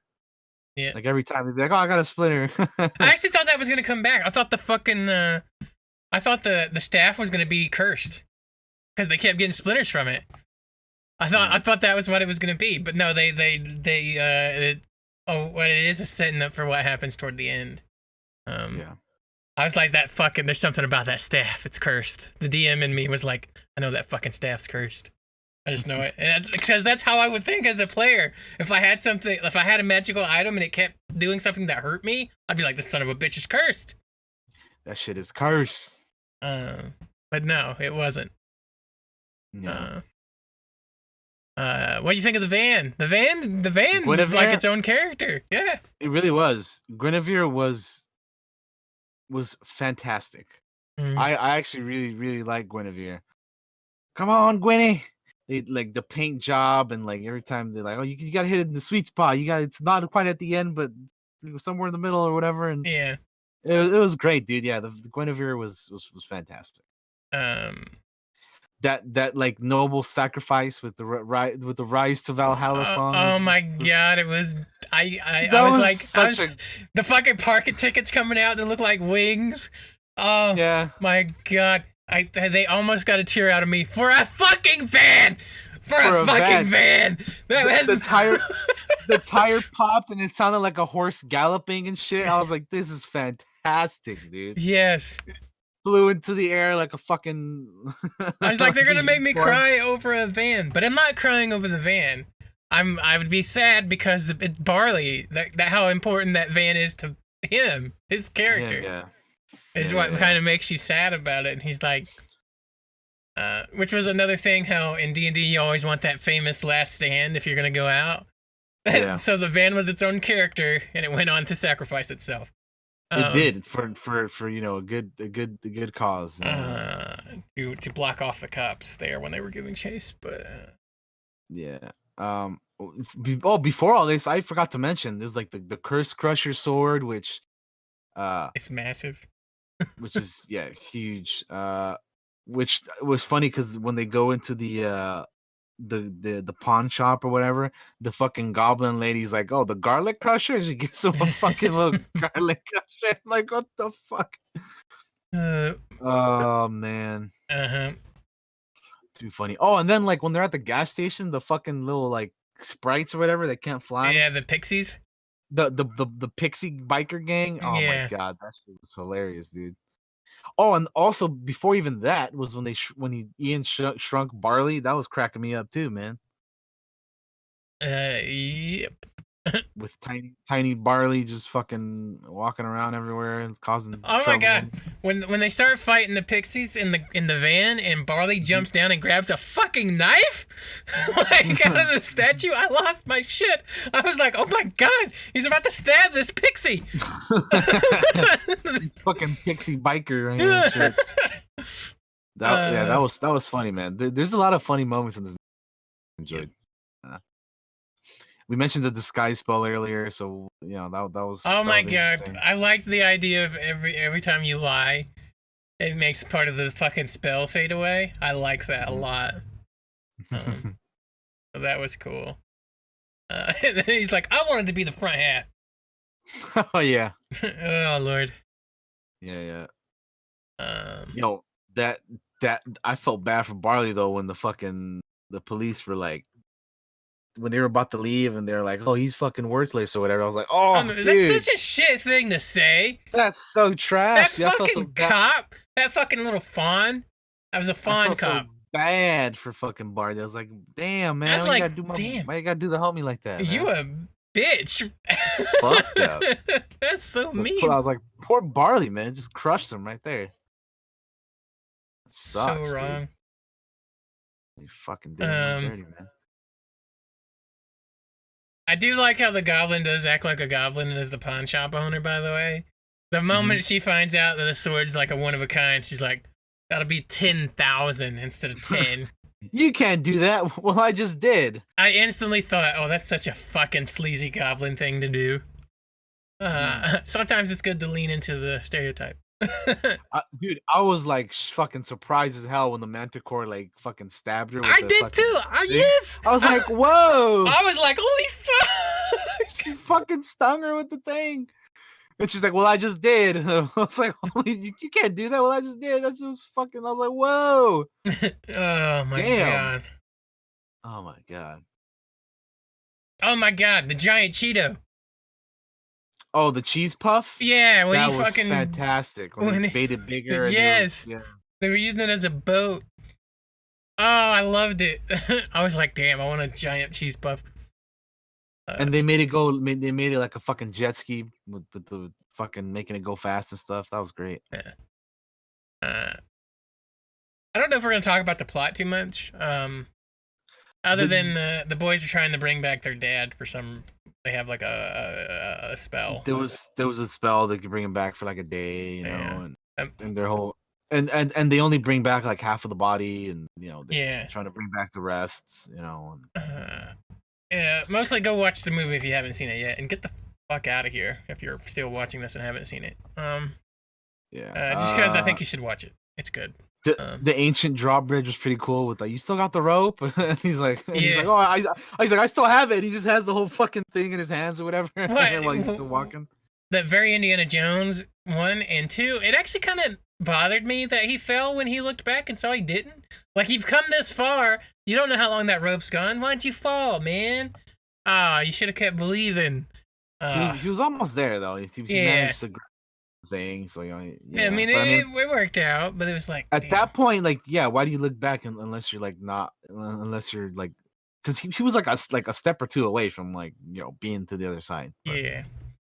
but anyway, yeah, again, the Rise to Valhalla moment with Guinevere's sacrifice was great. We talked about that already though. I really do like how all the spells work and have kind of like their own little like drawbacks to them. The Like, unicorns were pretty weird looking when they entered the cave with the giant cheese puff. I was reading the trivia for that. That apparently is like before like unicorns were regarded as majestic creatures, they were viewed as wild and untamable. That's why you see them for like just a second and they go like fucking running off and like Yeah, they're there for like a second and they just run off screen. You're like, what the fuck? They're almost like fucking cave bats almost. That's like kind of how I thought of them. Yeah. You know how in those movies you'll have bats come flying through a fucking cave to scare people? That's kind of what it felt like the unicorns were. So yeah, while they're in the cave and they're like, on the giant cheese, or before they're on the giant cheese puff, I saw like there's like these paintings on the wall, and one of them was like, "Is that fucking Gandalf? It looks like a wizard." And I was like, "That's fucking Gandalf." I was like, that's what it looked like to me. I was like, "Holy shit!" But I thought it was cool how when they were on the cheese puff, they were like practicing. They were like spell training, like Bombastia and all that shit they were doing, with all the different spells and shit. That was pretty cool. Yeah.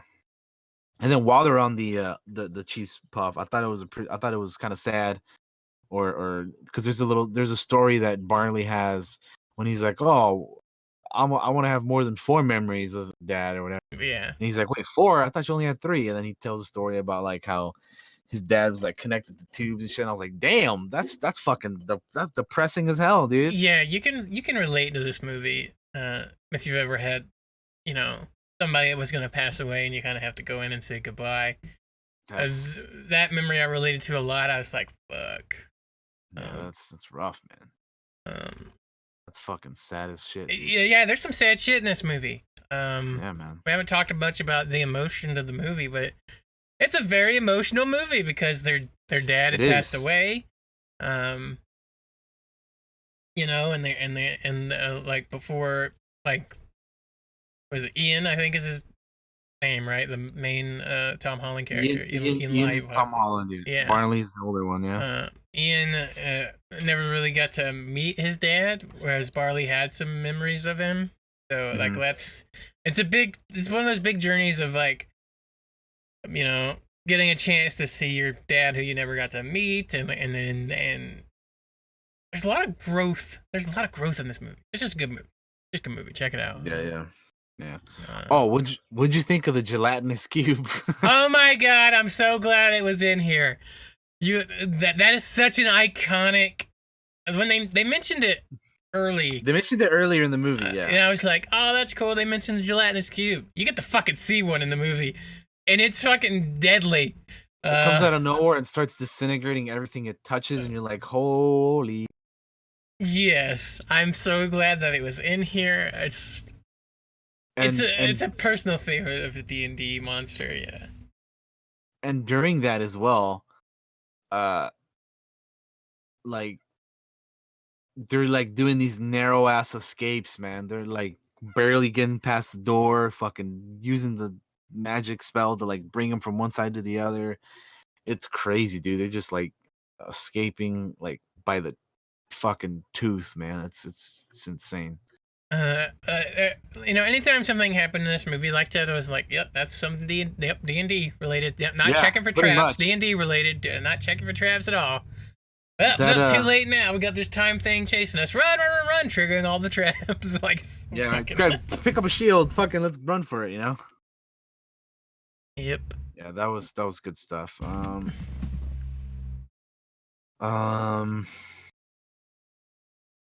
What else we got here? Oh, something that we didn't mention earlier was that in Guinevere he had like a little sticker or like a little piece of tape or whatever with an O on it. He's like, "Oh, for Onward," when he was like telling him to like, you know, when Barley was shrunk and he couldn't drive, and he's like, "Well, you got to do it, dude." And he's like, "You got to press O for Onward." I thought that was kind of cool.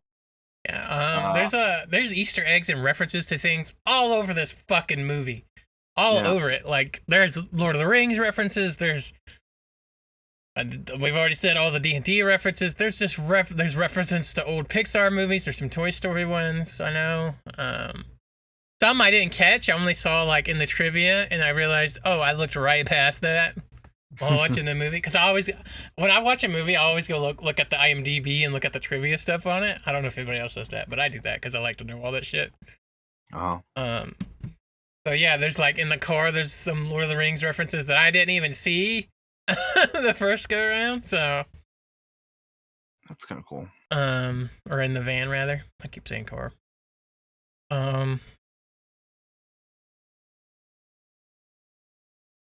Yeah, man. Yeah, there's a lot of cool stuff in there. The fucking wizard names conversation was great. Oh yeah, like what would be? I always wanted to tell Dad what would his wizard name be, and then they find out at the end or whatever. And yeah.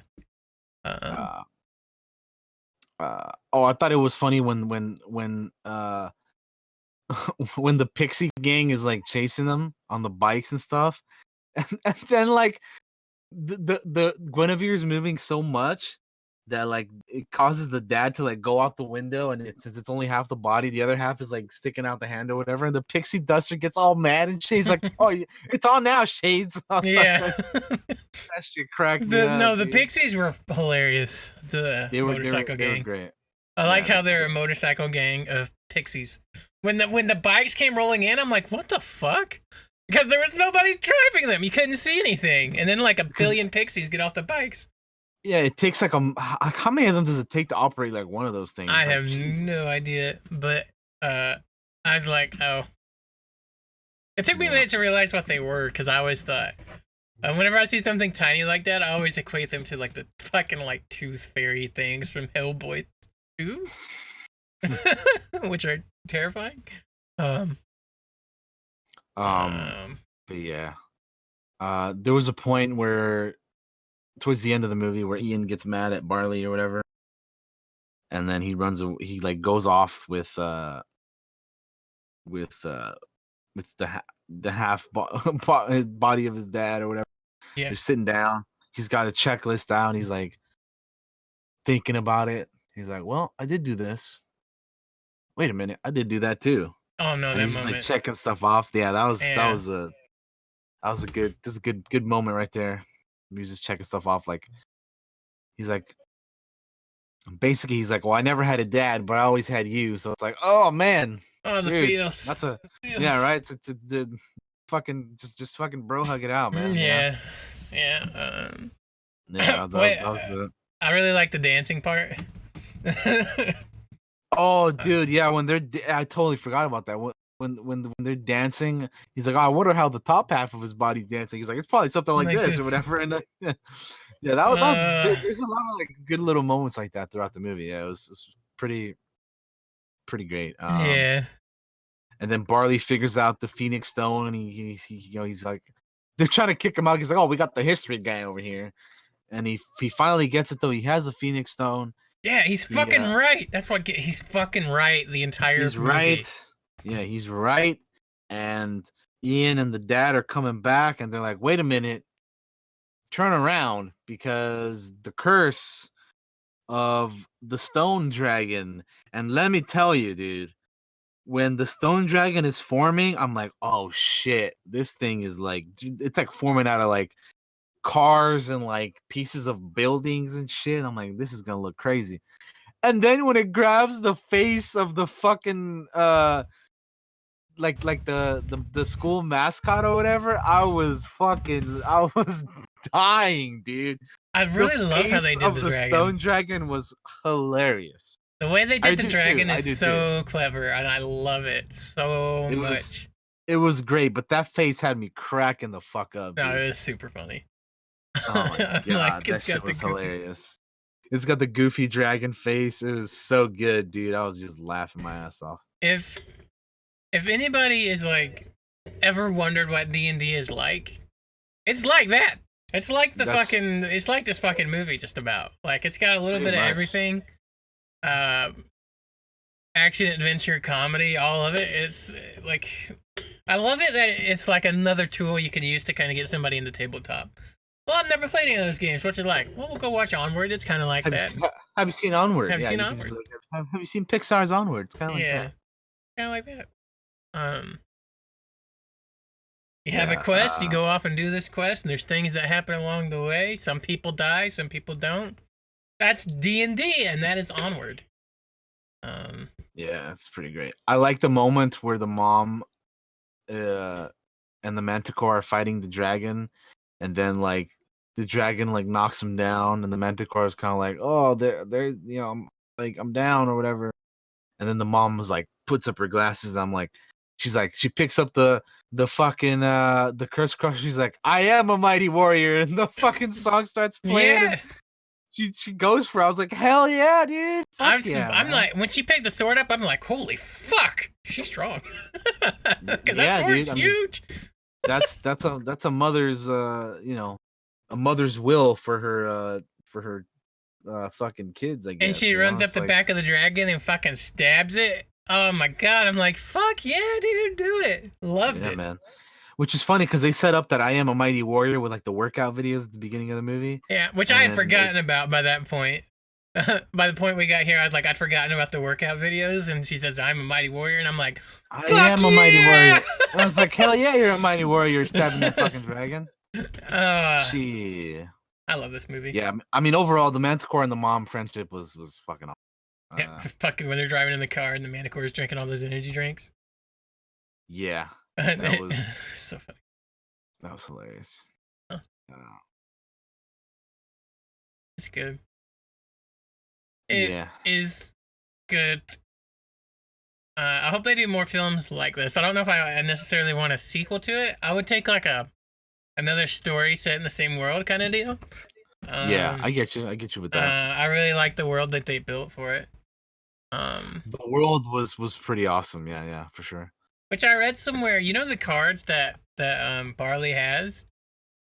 I read that they're gonna come out with those for like his role playing game thing that had like the Hmm. spells and stuff on them. I read that they're gonna come out with like an actual card game or something for that.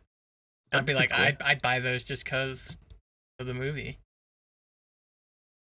The Your are they called the fucking Your something? I can't remember what Hmm. it's called. Um. Overall, love the movie. Love the characters. Emotional gut punches. Shed a tear here and there, maybe. If you're an emotional person like me. Especially toward the end. Um, I'm glad I got to see this probably before I would have got to see it because Yeah, they because I put it on mean, the because of all streaming. this that's going on. Yeah, yeah. Yeah, they put it on the old Disney Plus. So if you got the Disney Plus, go watch it. check it out. I thought it was cool that they got Guinevere the second at the end of the movie there. Yeah, yeah. That was pretty cool. With another cool, awesome little paint job there as well to boot. All I could think of when the first Guinevere was riding up that mountain was like, the horses are gone again, like in our game. Uh, you can't hang on to a mount in any D&D related world. It's just about so hard. Yeah.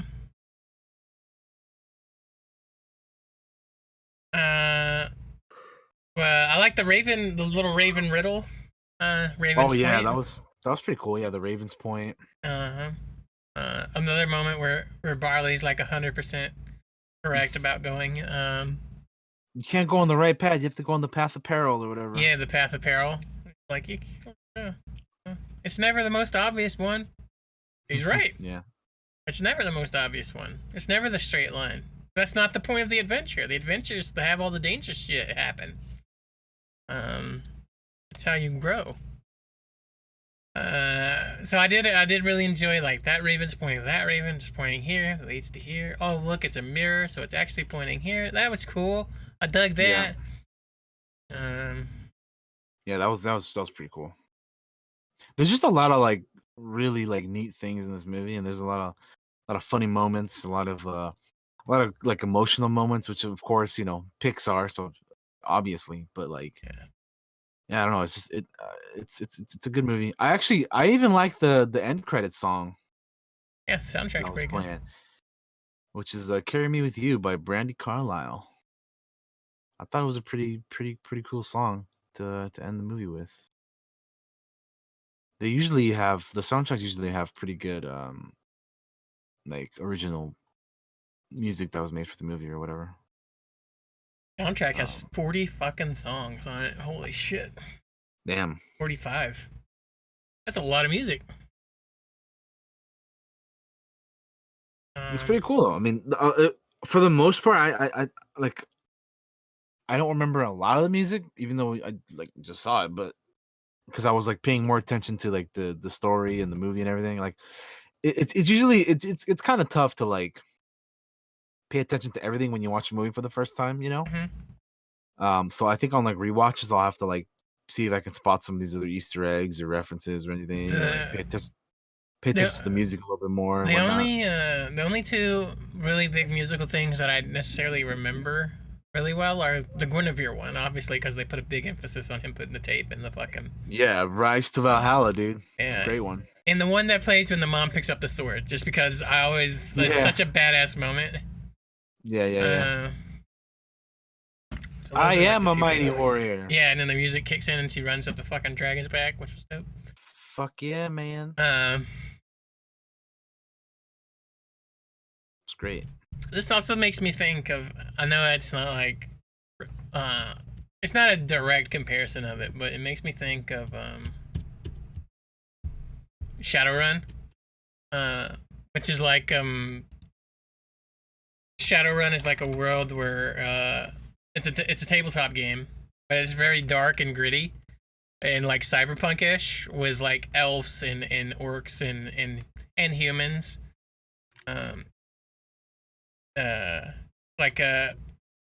Yeah, so when this movie first came out, I was like, oh, this makes me think of Shadowrun, just because it has like a urban fantasy setting kind of deal, which is they're nothing alike really, other than the urban fantasy part.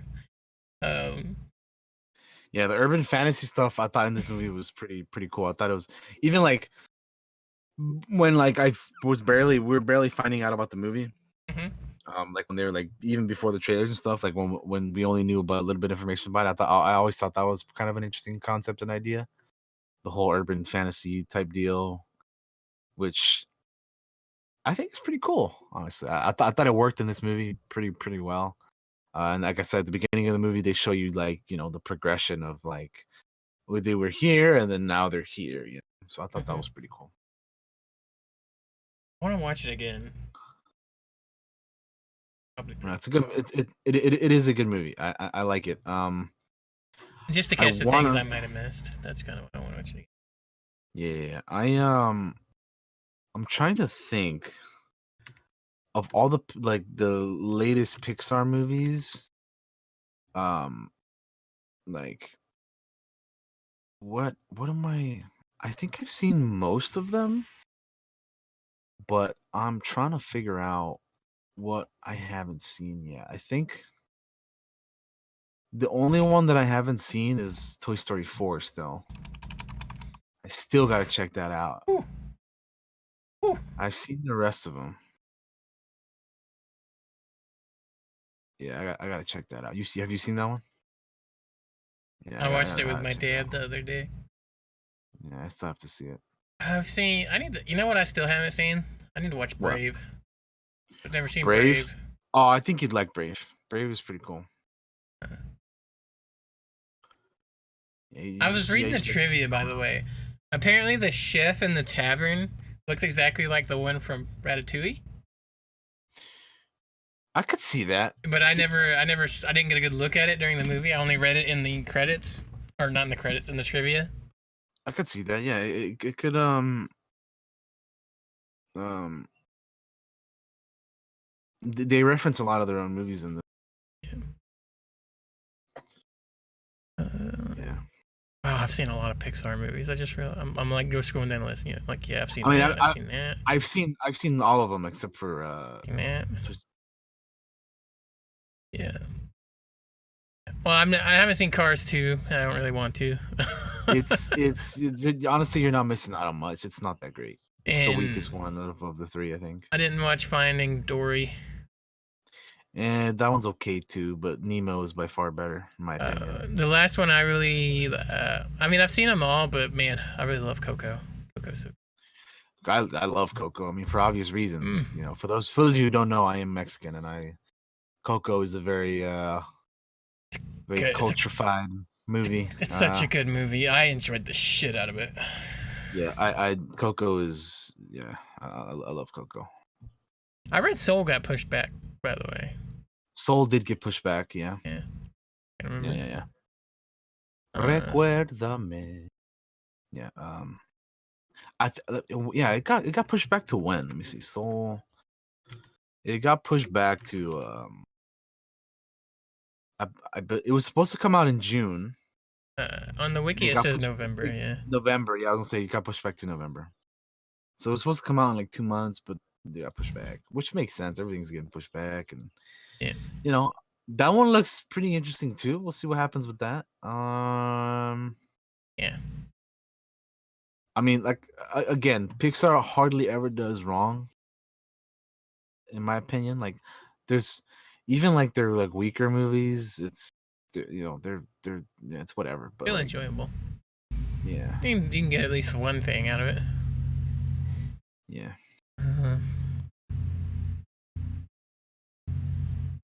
But yeah, that's Onward. Yeah, that's the movie.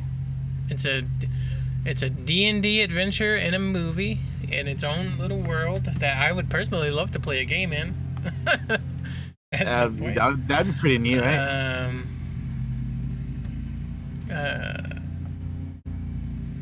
Yeah. I'm just reading over trying to think if there's anything we missed that I missed. I mean, I'm sure there is, but like, you know, I'm trying to think of what else too. Let me see. I don't know. I think for the most part, we kind of talked about like the most things. Without like spoiling, you know, talking about every little detail about it.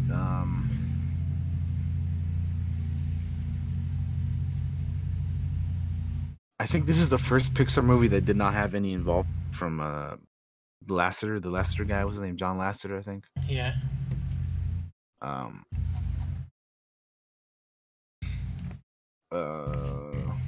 Yeah. Overall, we love the movie. Highly recommend it. Yeah, exactly. I mean, it's a 2 thumbs up for me.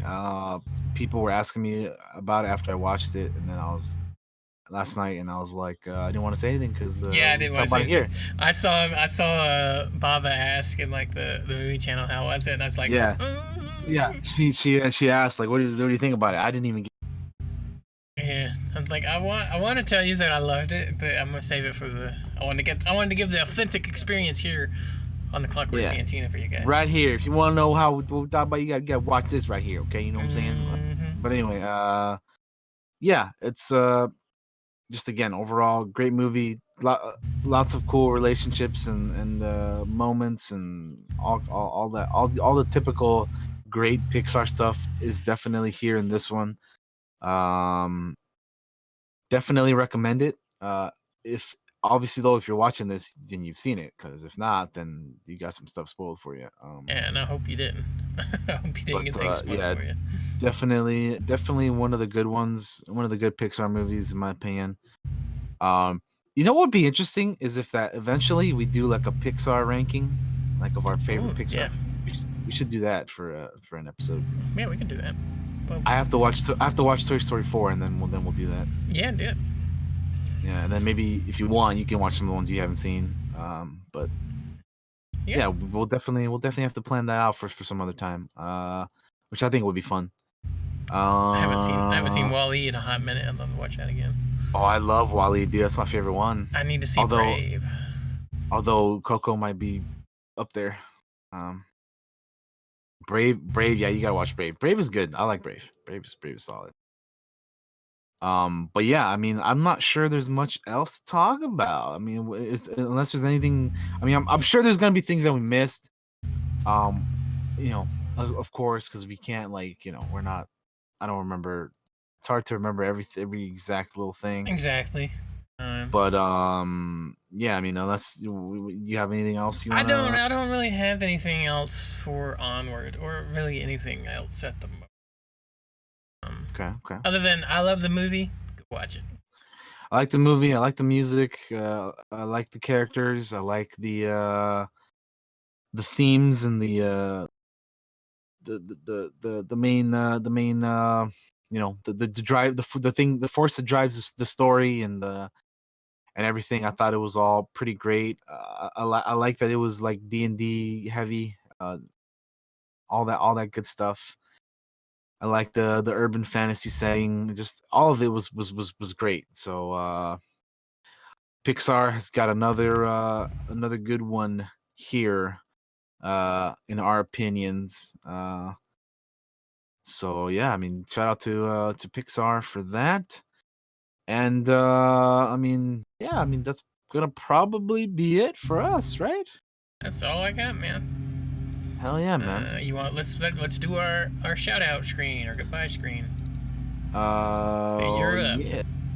All right. Thank you everybody for joining us this week on the Clockwork Cantina podcast.